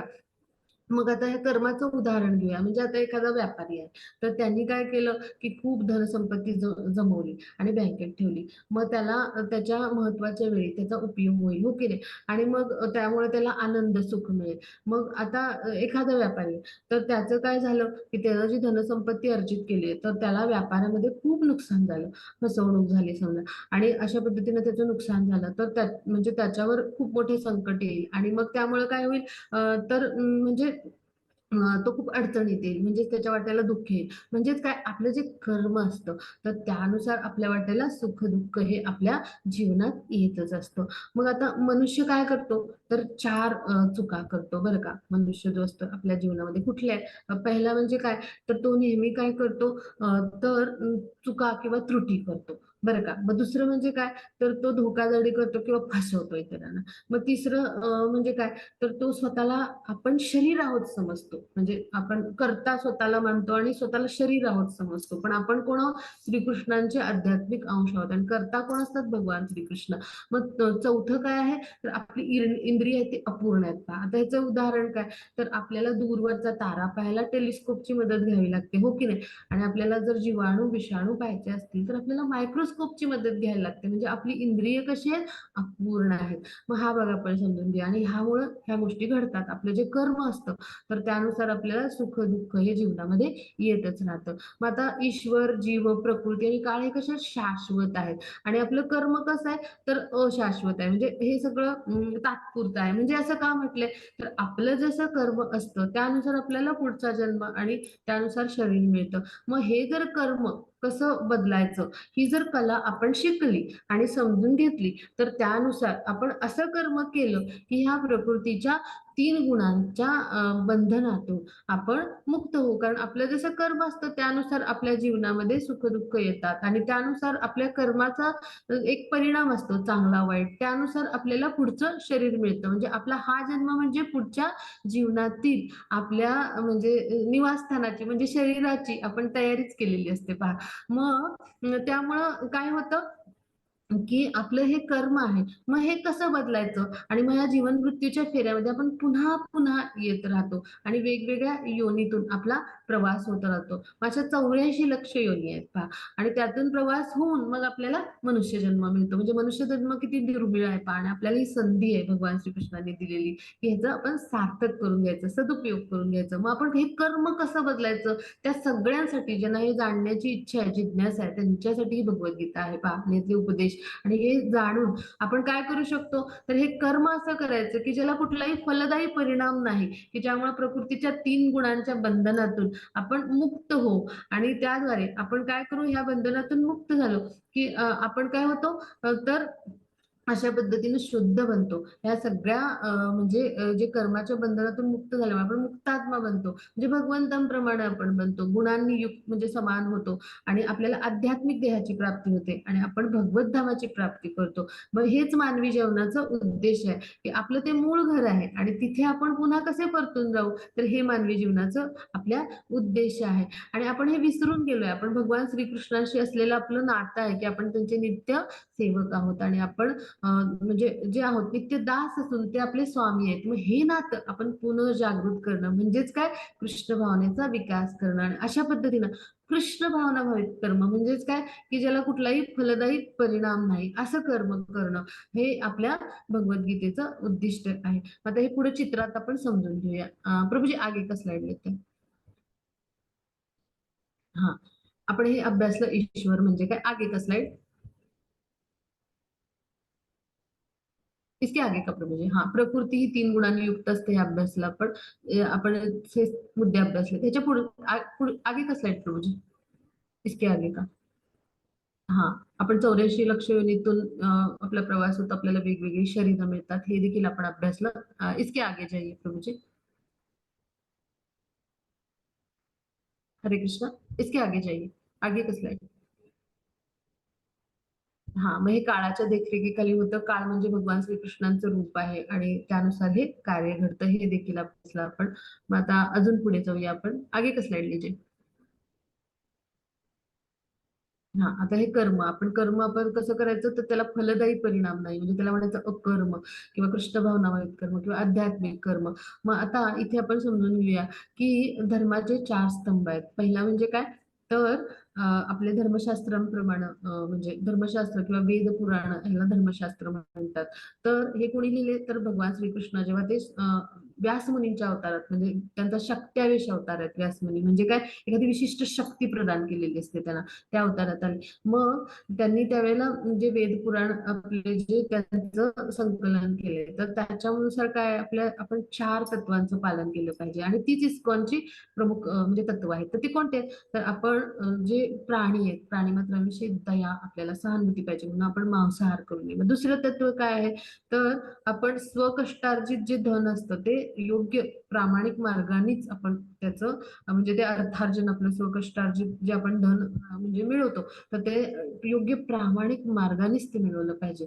जुगार किंवा चोरी किंवा अशा वाईट मार्गाने ते मिळवू नये. मग तिसरं काय आहे, तर आपण व्यसनाधीनता, म्हणजे धूम्रपान, ड्रग्ज, अल्कोहोल, चहा, कॉफी, म्हणजे हे सगळं असं, म्हणजे काही अशी व्यसनाधीनता जी आहे, तर आपल्यामध्ये असू नये. मग त्यानंतर पुढे काय आहे, चौथं तत्व, तर आपण म्हणजे जे गृहस्थाश्रमामध्ये आहोत, तर त्यांनी आपल्या पत्नी सोडून इतर कुठल्याही स्त्रीशी कुठलेही अनैतिक संबंध असं ठेवू नयेत. म्हणजे ही काय, आपल्या म्हणजे जी आपली ही आपली जी इंद्रिय आहेत, तर त्यांची काय, ही तपस्या आहे किंवा शौच आहे किंवा आपण व्यसनाधीनता म्हणजे आपल्यामध्ये असू नये. ह्याचं कारण काय आहे, तर आपल्या शरीरामध्ये, आपल्या हृदयामध्ये भगवान परमात्मा स्वरूपात उपस्थित असतात. 15व्या अध्यायाच्या 15व्या श्लोकामध्ये हे येईल.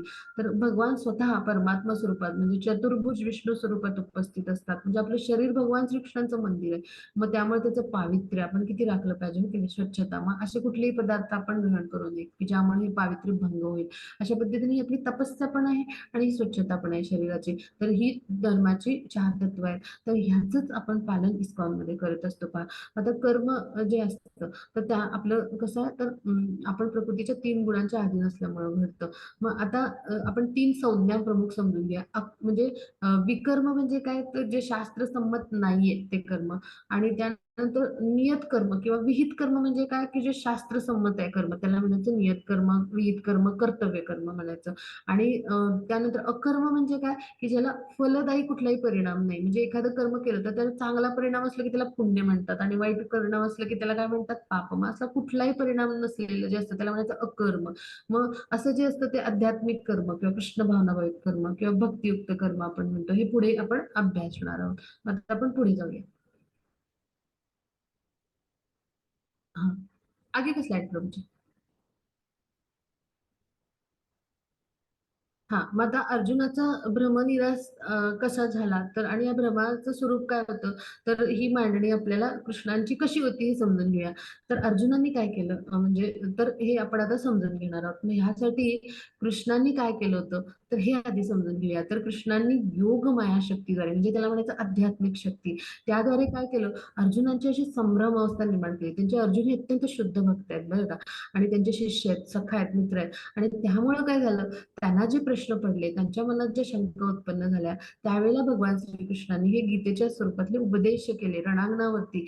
म्हणजे ही गीता 48 मिनिटांमध्ये बोलली गेली. आणि जरी अर्जुन भगवद्गीतेचे प्रथम श्रोता असले, तरी सर्वांच्या आपल्या हितासाठी हे सगळे उपदेश आहेत. कारण हे युद्ध द्वापार युगाच्या अंती आणि कलियुगाच्या सुरुवातीला लढलं गेलं. त्यामुळे भगवान श्रीकृष्णांना हे माहिती होतं की येणारं कलियुग कसं असणार आहे, खूप पापी ढोंगी अशा लोकांचं फसवणुकीचं युग असणार आहे. आणि त्यासाठी हे उपदेश आहेत की त्याद्वारे आपण आपल्या जीवनामध्ये योग्य दृष्टिकोन घेऊन, कशा पद्धतीने प्रेरणा घेऊन आपण जीवनामध्ये अत्यंत यशस्वी आणि उत्तमरित्या, म्हणजे समाधानकारक असं आपण जीवन जगू शकतो आणि प्रगती करू शकतो. मग आता आपण पुढे जाऊया.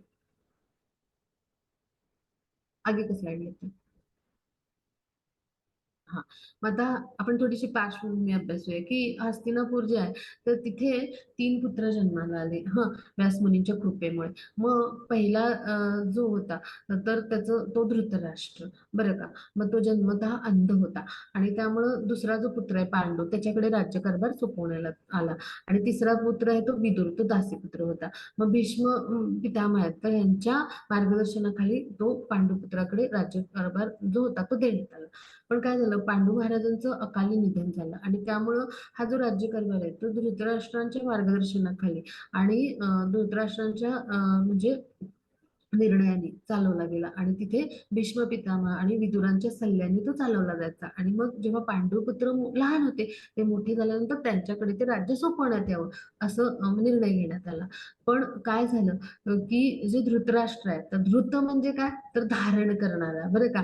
आणि राष्ट्र म्हणजे भूमी, जमीन. तर जमिनीला धारण करणार म्हणजेच काय, जमिनीचा मोह असणारा, जमिनीचा स्वार्थ असणार म्हणजेच काय, हस्तिनापूर राज्याचा त्याला अत्यंत मोह होता. त्याला काय वाटलं की मी म्हणजे मी मोठा आहे आणि माझ्याकडे हे राज्य खरं तर हवं, माझ्या मुलांना मिळायला हवं. अत्यंत कपटी आणि दुष्ट होता धृतराष्ट्र आणि त्यांनी काय केलं, त्यामुळं जे राज्य आहे तर ते आपल्याच ताब्यात ठेवलं, ते पांडुपुत्रांना दिलं नाही आणि त्यामुळे युद्ध घडलं. पहा, म्हणजे श्रीकृष्ण जेव्हा शांततेचा प्रस्ताव घेऊन गेले, तेव्हा दुर्योधनांनी काय सांगितलं की सुईच्या टोकावर न मावणारी जमीन देखील म्हणजे मावणारी जमीन देखील बिलकुल देणार नाही. तर त्यामुळे काय झालं, मग युद्ध करून अर्जुनांना आपला हक्क म्हणजे पांडवांना हा मिळवावा लागला आणि ह्यामुळे हे युद्ध घडलं. मग आता इथं युद्धाचं आपण म्हणजे आता जी युद्ध परिस्थिती आहे तर त्याचं स्वरूप कसं होतं हे समजून घेऊया.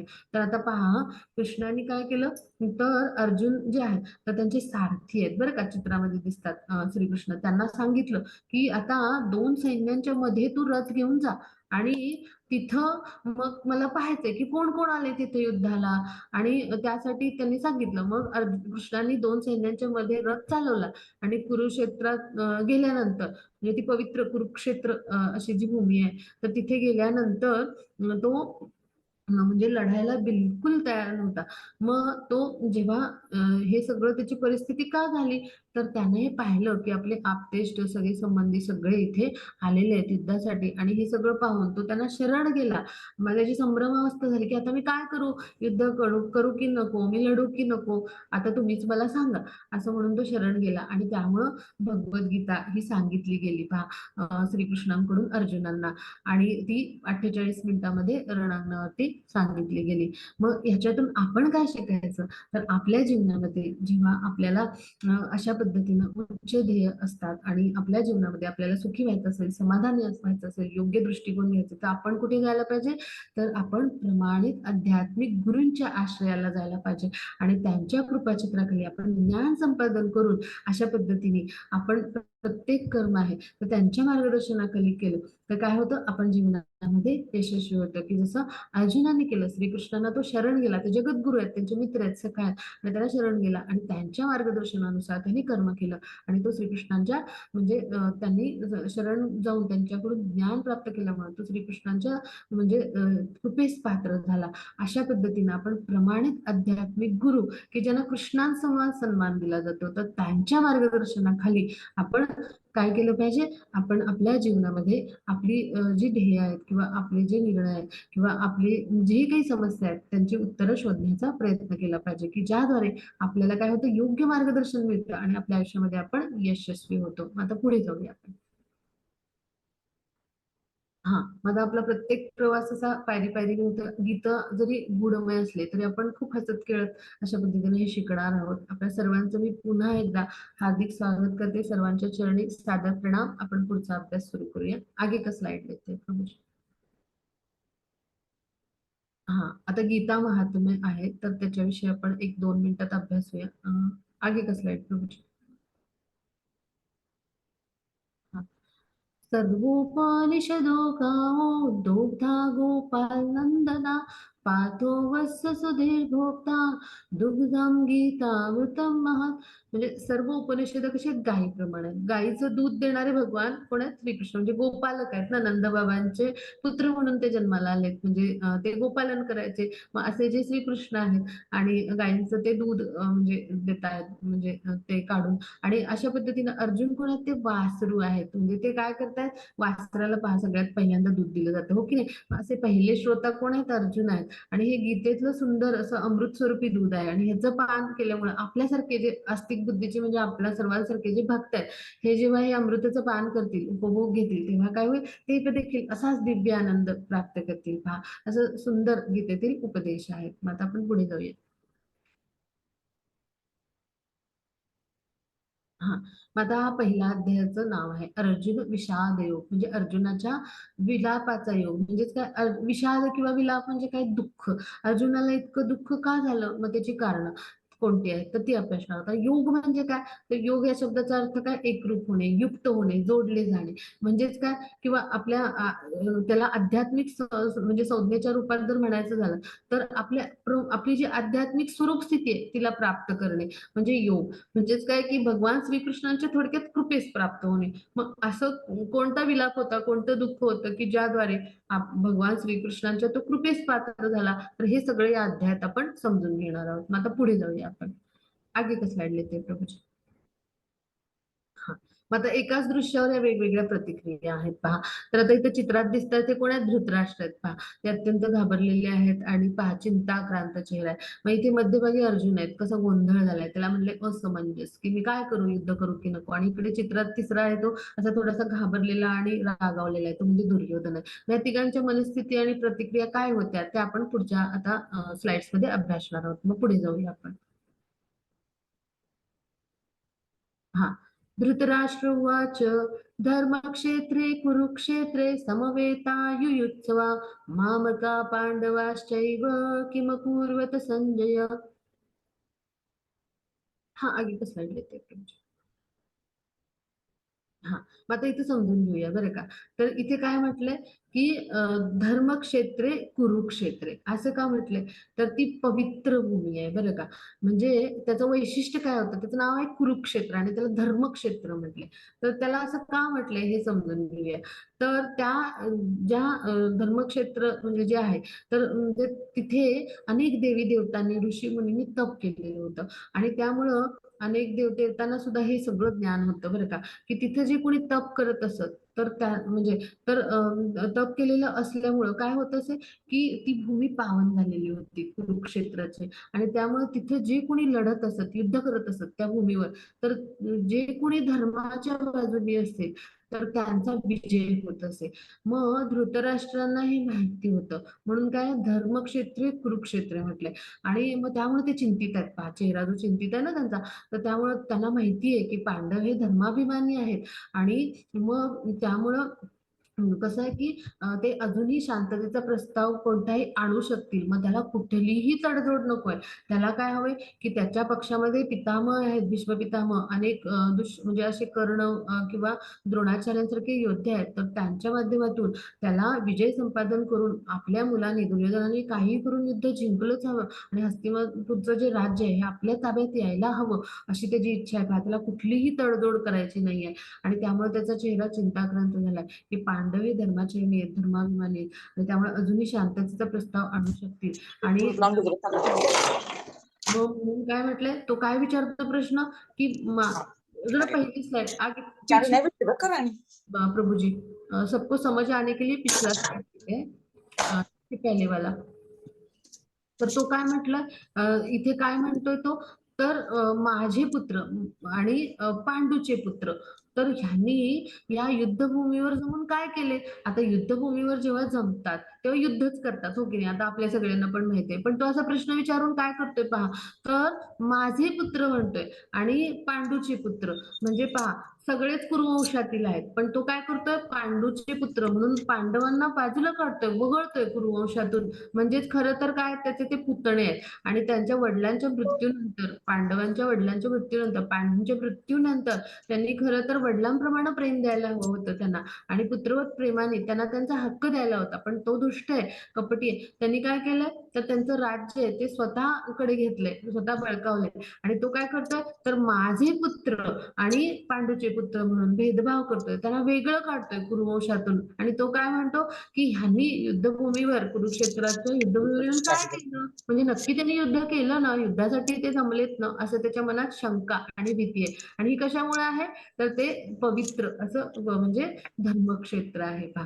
मग आता इथे चित्रात दाखवलंय, की दक्षिण भारतामध्ये काय केलं जातं, तर एखादं पवित्र कार्य असलं, मंगल कार्य, की दूध उतू घालवलं जातं.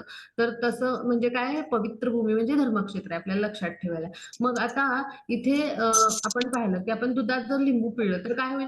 दुधातला साका बाजूला होईल आणि दुधातला द्रव पदार्थ म्हणजे पाणी बाजूला होईल, हो की नाही? मग तसंच काय केलंय धृतराष्ट्रानं तर मामका पांडवाश्रय म्हणजे माझे पुत्र आणि पांडव पुत्र असा भेद केला. म्हणजे दूध आणि पाणी तसं वेगळं केलं. तसं काय केलं?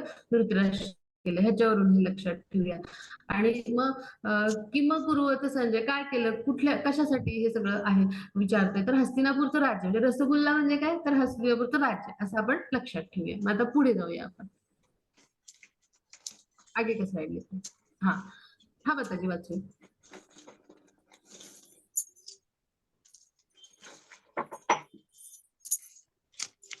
हे आचार्य हाँ बताइए.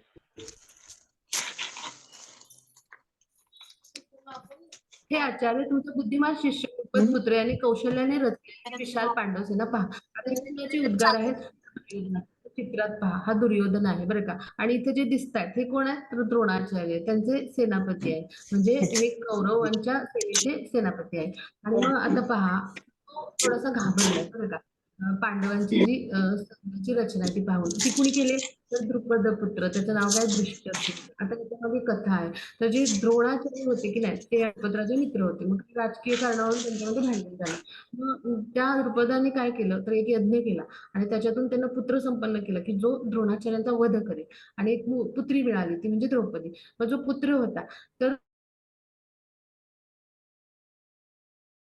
सगळं प्रशिक्षण घेण्यासाठी गुरुकुलला पाठवला. मग द्रोणाचार्य हे उत्तम आचार्य म्हणजे ब्राह्मण वर्णाचे होते. त्यांनी काय केलं? आपलं काम केलं आचार्य म्हणून. त्यांनी त्याला सगळं ज्ञान दिलं असं अशा पद्धतीने. जर त्याला माहिती होतं, की ह्याच्यामुळे आपला मृत्यू होणार आहे पहा. हा आपल्या मृत्यूचं कारण आहे पहा.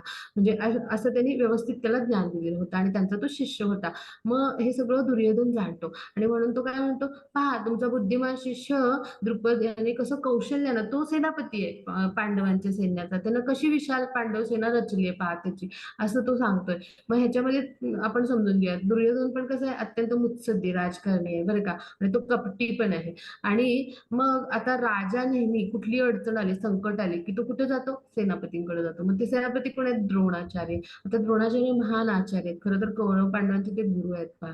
त्यांच्याविषयी आदर असायला पाहावा. पण दुर्योधन कसं आहे तर अत्यंत दुष्ट प्रवृत्तीचा आहे. तो त्यांना काय करतोय सांगतोय, की हे जरी तुमचे उत्तम बुद्धिमान म्हणजे शिष्य असतील आणि अर्जुन तर त्यांना अत्यंत प्रिय आहे. तर युद्धामध्ये काय असतं पक्षपात होऊन काय होतो तर ते युद्ध हरण्याची शक्यता असते. मग असा कुठलाही पक्षपात होता कामा नये ह्यासाठी तो कुत्सिता टोमणा मारतोय. पहा पहा पहा तुमच्या शिष्याने कशी कौशल्याने ही रचली आहे सेना असं तो म्हणतोय. म्हणजे ह्याच्यातनं हा भाग आपण समजून घेतला, की अशा पद्धतीने म्हणजे तो त्यांना एक प्रकारे संकेत देतो, की युद्धामध्ये असा कुठलाही पक्षपात त्यांनी करू नये. अशा पद्धतीचा संकेत देतोय. अशा पद्धतीने तो मुत्सद्दी राजकारणी आहे आणि थोडासा मनातून घाबरलाय कारण तो जाणतो की पांडव हे बलशाली आहेत. भीमाचं बल त्यांना माहितीये आणि अर्जुन महान योद्धा हे माहितीये. म्हणून तो थोडा मनातून घाबरलाय ती पांडव सेना पाहून आणि अशा पद्धतीने तो द्रोणाचार्यांकडे जाऊन असा कुत्सित टोमणा मारतो पहा त्यांना. मग आता पुढे जाऊ आपण.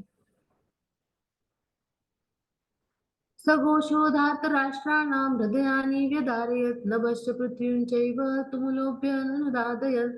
या विविध प्रकारचा शंखनिनाद वाढतच गेला. या निनादाने आकाश व पृथ्वीतल दुमदुमून गेले आणि धृतराष्ट्र पुत्रांची हृदय विदीर्ण झाली. आता इथे समजून घेऊया की युद्धाच्या वेळी शंखनिनाद केला जातो. तो कशासाठी केला जातो तर त्यावेळेला काय होतं की शत्रू पक्षाचं जे बळ आहे तर ते खचवलं जातं मनोधैर्य खचवण्यासाठी आणि त्याचबरोबर काय होतं की तो जो निनाद जो असतो तर तो पवित्र ध्वनी असतो म्हणजे त्याद्वारे युद्धाची सुरुवात पण होत असते. मग आता जे शंख निनाद झाले त्यामुळे काय झालं धृतराष्ट्र पुत्रांची हृदय विदीर्ण झाली म्हणजे काय की अर्जुनाचा जो शंख आहे तर तो कोणता आहे तर तो देवदत्त शंख आहे आणि श्रीकृष्णांचा शंख आहे तो पांचजन्य. तर हे जेव्हा त्यांनी फुंकले तर त्यावेळेला काय झालं पृथ्वी आणि सगळं आकाश दुमदुमून गेलं पहा. आणि जसं आपण आता उदाहरण घेऊया परीक्षेच्या वेळी परीक्षा आपली असते. आपण शाळेत हा अनुभवला असेल पहा अनुभव, की परीक्षेच्या वेळी परीक्षेची बेल वाजली की आपल्या हृदयात असं म्हणजे विचलित झाल्यासारखं होतं, हो की नाही? तसंच त्यांची मग ह्या शंख निनादाने काय झालं, हृदय अशी विचलित झाली म्हणून विदीर्ण झाली म्हटलंय. आणि मग हे असं का घडलं? तर जिथे भगवान आहेत, हो की नाही? तर तिथे काय आहे? तर तिथं विजय आहे, यश आहे. भगवान श्रीकृष्ण आहेत, हो की नाही? आणि मग त्यांची हृदय अशी विचलित झाली आणि त्याचबरोबर असे शंखनिनाद मग कौरव पुत्रांनी पण केले, म्हणजे कौरवांच्या बाजूनी पण झाले. मग तेव्हा पांडवांची हृदय विचलित नाही झाली, कारण जिथं भगवान आहेत आणि भगवान यांच्या म्हणजे आश्रयाखाली पांडव आहेत, तर त्यावेळेला तिथे भय कसलं उरतच नाही, हो की नाही? आणि भगवान श्रीकृष्णावर त्यांची दृढ श्रद्धा विश्वास आहे. त्यामुळे पांडवांची हृदय बिलकुल विचलित झाली नाहीत. पहा, मग आता पुढे जाऊ आपण. हा प्रभूजी, आगे का स्लाइड लेते. मग आता वेगवेगळी कारण आहेत की ज्यामुळं अशी 9 कारण आहेत की ज्यामुळे अर्जुनाने हे युद्ध जिंकलं. तर ती कुठली कारण आहेत? तर ती म्हणजे कारण आपण अभ्यासणार आहोत. मग सगळ्यात पहिलं काय? तर ते धर्मक्षेत्र म्हणजे होतं. म्हणजे काय? कुरुक्षेत्र नाव हरियाणा राज्यात आहे ते. मग त्याला धर्मक्षेत्र म्हटले. तिथं विविध काय ऋषी मुनींनी देवदेवतांनी तप केलं होतं. त्यामुळे तिथं जे युद्ध करतील त्यांचा विजय होत असे. मग दुसरं म्हणजे काय? की त्यांचं जे रथ होता, तर तो त्यांना जो अर्जुनाला रथ होता तो अग्निदेवाने दिलेला होता आणि त्यामुळे तो म्हणजे तिन्ही लोकांमध्ये तो विजय प्राप्त करून देणारा होता. मग त्या रथावरचं तिसरं कारण म्हणजे ध्वज, कपिध्वज, म्हणजे इथं प्रत्यक्ष हनुमंत उपस्थित होते. त्रेतायुगामध्ये श्रीरामचंद्रांच्या रूपात भगवान आले आणि तिथे हनुमान त्यांची सेवा करायला उपस्थित होते. तसेच श्रीकृष्णांच्या रूपात जेव्हा द्वापार युगामध्ये भगवान आले, तर त्यावेळेला तिथे ते कपिध्वजाच्या स्वरूपात हनुमंत उपस्थित होते. पहा, मग चौथं कारण काय? की अर्जुनाचं धनुष्य बाण, त्याला गांडीव म्हटलं जातं किंवा पशुपती अस्त्र शिवांनी दिलं होतं, तर ते अत्यंत दिव्य असं अस्त्र होतं. मग पाचवं कारण म्हणजे काय? की त्यक्त जीविता, म्हणजे काय? की अत्यंत शूर योद्धे होते की जे प्राणपणाने म्हणजे प्राणांचं अर्पण करून लढण्यासाठी तयार होते. त्यांना त्यक्त जीविता असं म्हणलं. प्रसंगी प्राणांचं बलिदान देऊन ते युद्ध लढण्यासाठी तयार होते, असे योद्धे होते. मग पुढचं कारण म्हणजे काय? की तो दिवस होता तो मोक्षदा एकादशीचा होता. म्हणजे त्या दिवशी विष्णू तत्व 1000 पटींनी कार्यरत असतं आणि भगवान श्री विष्णूंचा वास असतो त्याच स्वरूपात विष्णू तत्व कार्यरत असल्यामुळं. मग अशा पवित्र दिवशी ते युद्ध घडलं. मग पुढचं कारण काय आहे? 8वं कारण तर तो म्हणजे त्यांना भाग्यलक्ष्मीचा आशीर्वाद होता. जिथं केशव आहेत तिथं लक्ष्मी असतात, पहा, हो की नाही? म्हणजे आपण पाहिलं असेल चित्रात की विष्णूंचे म्हणजे पायाशी लक्ष्मी देवी असतात, त्यांचे पाय चेपण्याची सेवा करीत असतात. मग जिथे श्रीकृष्ण म्हणजे केशव आहेत, तर तिथे लक्ष्मी माता असतात, त्यांचा त्यांना आशीर्वाद होता भाग्यलक्ष्मीचा. आणि मग ऋषिकेश म्हणजे इंद्रियांचे स्वामी असे कोण आहेत? भगवान श्रीकृष्ण साक्षात तिथे उपस्थित होते. भगवान जे आहेत सारथ्य करत होते आणि ह्या सगळ्या कारणामुळे अर्जुनाने हे युद्ध जिंकलं. मग आता आपण पुढे जाऊया.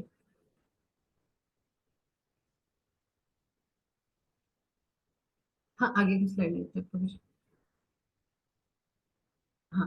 मग आता अर्जुन जे होता, तर त्याला हे म्हणजे त्यांना जेव्हा म्हणजे मध्यभागी हा रथ श्रीकृष्णाला न्यायला सांगितला. मग त्यावेळेला त्याच्या म्हणजे त्याची जी संभ्रम अवस्था झाली, की मी युद्ध करू की नको? मग अशी का झाली आणि त्याची कारणं कोणती होती? तर ती आपण अभ्यासणार आहोत. मग पहिलं कारण काय आहे? तर करुणा. म्हणजे काय? की अर्जुनाचा जो कंठ आहे, त्याला म्हणजे त्याला कोरड पडली. त्याच्या हातातलं गांडीव गळून पडलं. त्याच्या डोळ्यातून अश्रू आले, पहा, आणि हातपाय थरथर कापू लागले. म्हणजे अशा पद्धतीने तो रथामध्ये उभा होता, तो बसला. तर हे सगळं कशामुळे? तर त्याला वाटलं की हे जे माझे दुर्योधन, दुःशासन हे माझे भाऊ आहेत. लहानपणापासून मी त्यांच्या मांडीला मांडी म्हणजे लावून वाढलो आणि मग त्यांना मी कसं मारू? अशी त्याला करुणा, दया वाटली. मग त्याला काय वाटलं की जर माझे कुटुंबातले म्हणजे हे सगळं माझं कुटुंब आहे. मग ह्यातले जर सगळेजण म्हणजे युद्धामध्ये मारले गेले, तर मी आनंद कसा साजरा करू? म्हणजे पहा, हां, आपल्यामध्ये गणेशोत्सव असतो किंवा आपल्यामध्ये दिवाळी आपण साजरी करतो, मग किंवा कुणाचा वाढदिवस, तर आपण काय करतो? आपले सगळे आप्तेष्ट, कुटुंबातले व्यक्ती सगळ्यांना बोलावतो, हो की नाही? आणि त्यांच्यासोबत आनंद साजरा करतो. मग असे जर आपले सगळे नातेवाईक मारले गेले, बंधू, पितामह, तर मी कोणासोबत या युद्धामध्ये विजयी होऊन आनंद साजरा करू? म्हणून त्याला आनंद नाही असं कारण म्हटले. मग आता पाप म्हणजे पहा, आपल्या सगळ्यावर लहानपणी हे संस्कार झाले. आपण लहानपणी खोड्या केल्या आई बाबांची आपल्या केल्यात, हो की नाही? निरागसपणे सगळ्यांनी केल्यात आपण, हो की नाही? आणि आनंद घेतलाय. मग आपण कोणीतरी आईच्या पर्समधून हळूच म्हणजे पैसे काढले असेल, मग आपण इतके निरागस असतो की आपल्याला माहिती नाही ना त्या गोष्टी, की चोरी म्हणजे पाप आहे. मग आपल्याला आई-बाबांनी हा संस्कार दिला, हो की नाही? किंवा पप्पांच्या आपण पॅन्टच्या खिशातून काहीतरी वस्तू घेतली आणण्यासाठी, चॉकलेट गोळ्या आणण्यासाठी आपण पैसे काढले असतील. अशा गोष्टी आपण निरागसपणे केलेल्या असतील. मग आपल्या आई-बाबांनी आपल्याला काय संस्कार दिले, तर चोरी म्हणजे पाप आहे. मग चोरी म्हणजे जर पाप असेल, तर गुरुहत्येचं केवढं मोठं पाप होईल. मग असंच अर्जुनाला वाटतंय. अर्जुनाचे जे द्रोणाचार्य आहेत, तर ते गुरु आहेत. मग त्यांना कसं मी मारू, की फार मोठं पाप होईल असं वाटतंय. मग आता कौटुंबिक परंपरा म्हणजे काय, तर म्हणजे जेव्हा युद्ध घडतं तेव्हा युद्धामध्ये काय होतं, घरातले कुटुंब प्रमुख गेलेले असतात. म्हणजे स्त्रिया, वृद्ध पुरुष किंवा मुलं असतात, ती काही युद्ध लढायला जात नाहीत, हो की नाही? मग आता या कुटुंब प्रमुख आहेत, तर हेच जर मारले गेले, तर मग कुळपरंपरा नष्ट होतील. कारण घरातले तरुण जे युवक आहेत त्यांना हे सगळे संस्कार घरातले जे कुटुंब प्रमुख असतात, ज्येष्ठ असतात, ते देत असतात. तर तसंच लहान मुलांना, स्त्रियांना संरक्षणाची गरज असते, किंवा वृद्धांना त्यांची काळजी घेण्याची गरज असते. मग हे सगळं कोण करत असतात? घरातले कुटुंब प्रमुख करत असतात. मग जर तरुण मुलांना, युवकांना जर मार्गदर्शन नाही मिळालं, तर काय होईल? ते स्वैराचारी बनतील. त्याचबरोबर स्त्रियांना संरक्षण नाही मिळालं, तर त्या दूषित होतील आणि व्यभिचार वाढेल. मग अशा पद्धतीनं जेव्हा स्वैराचार आणि व्यभिचार वाढेल, तेव्हा काय होईल? तर अवांछित संतान निर्माण होतील आणि त्यामुळं काय होईल? तर समाजामध्ये काय होईल? तर अशांतता आणि अराजक माजेल. मग युद्ध, दंगल अशा सगळ्या गोष्टी, म्हणजे हे सगळ्याची ही कारण आहेत. म्हणजेच कौटुंबिक परंपरा नष्ट होतील. कशा होतील? तर मग अशी जी अवांछित संतानं किंवा पिढी असेल, तर ते कौटुंबिक परंपरा म्हणजे काय?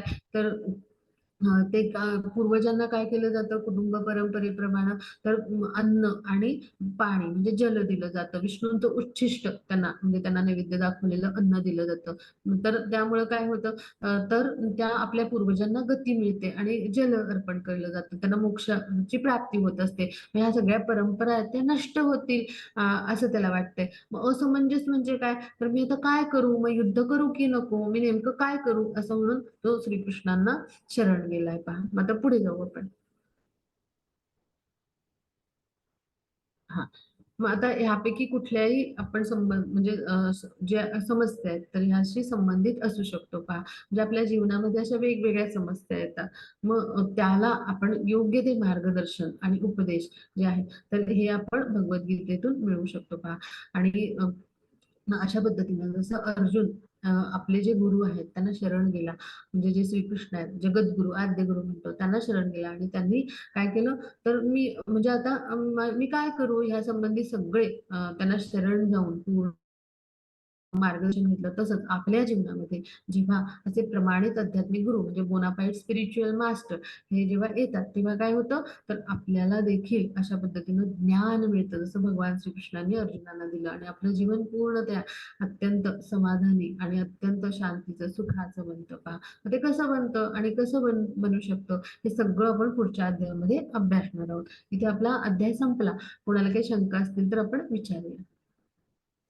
प्रभू जी रिकॉर्डिंग आप स्टॉप कर सकते हो.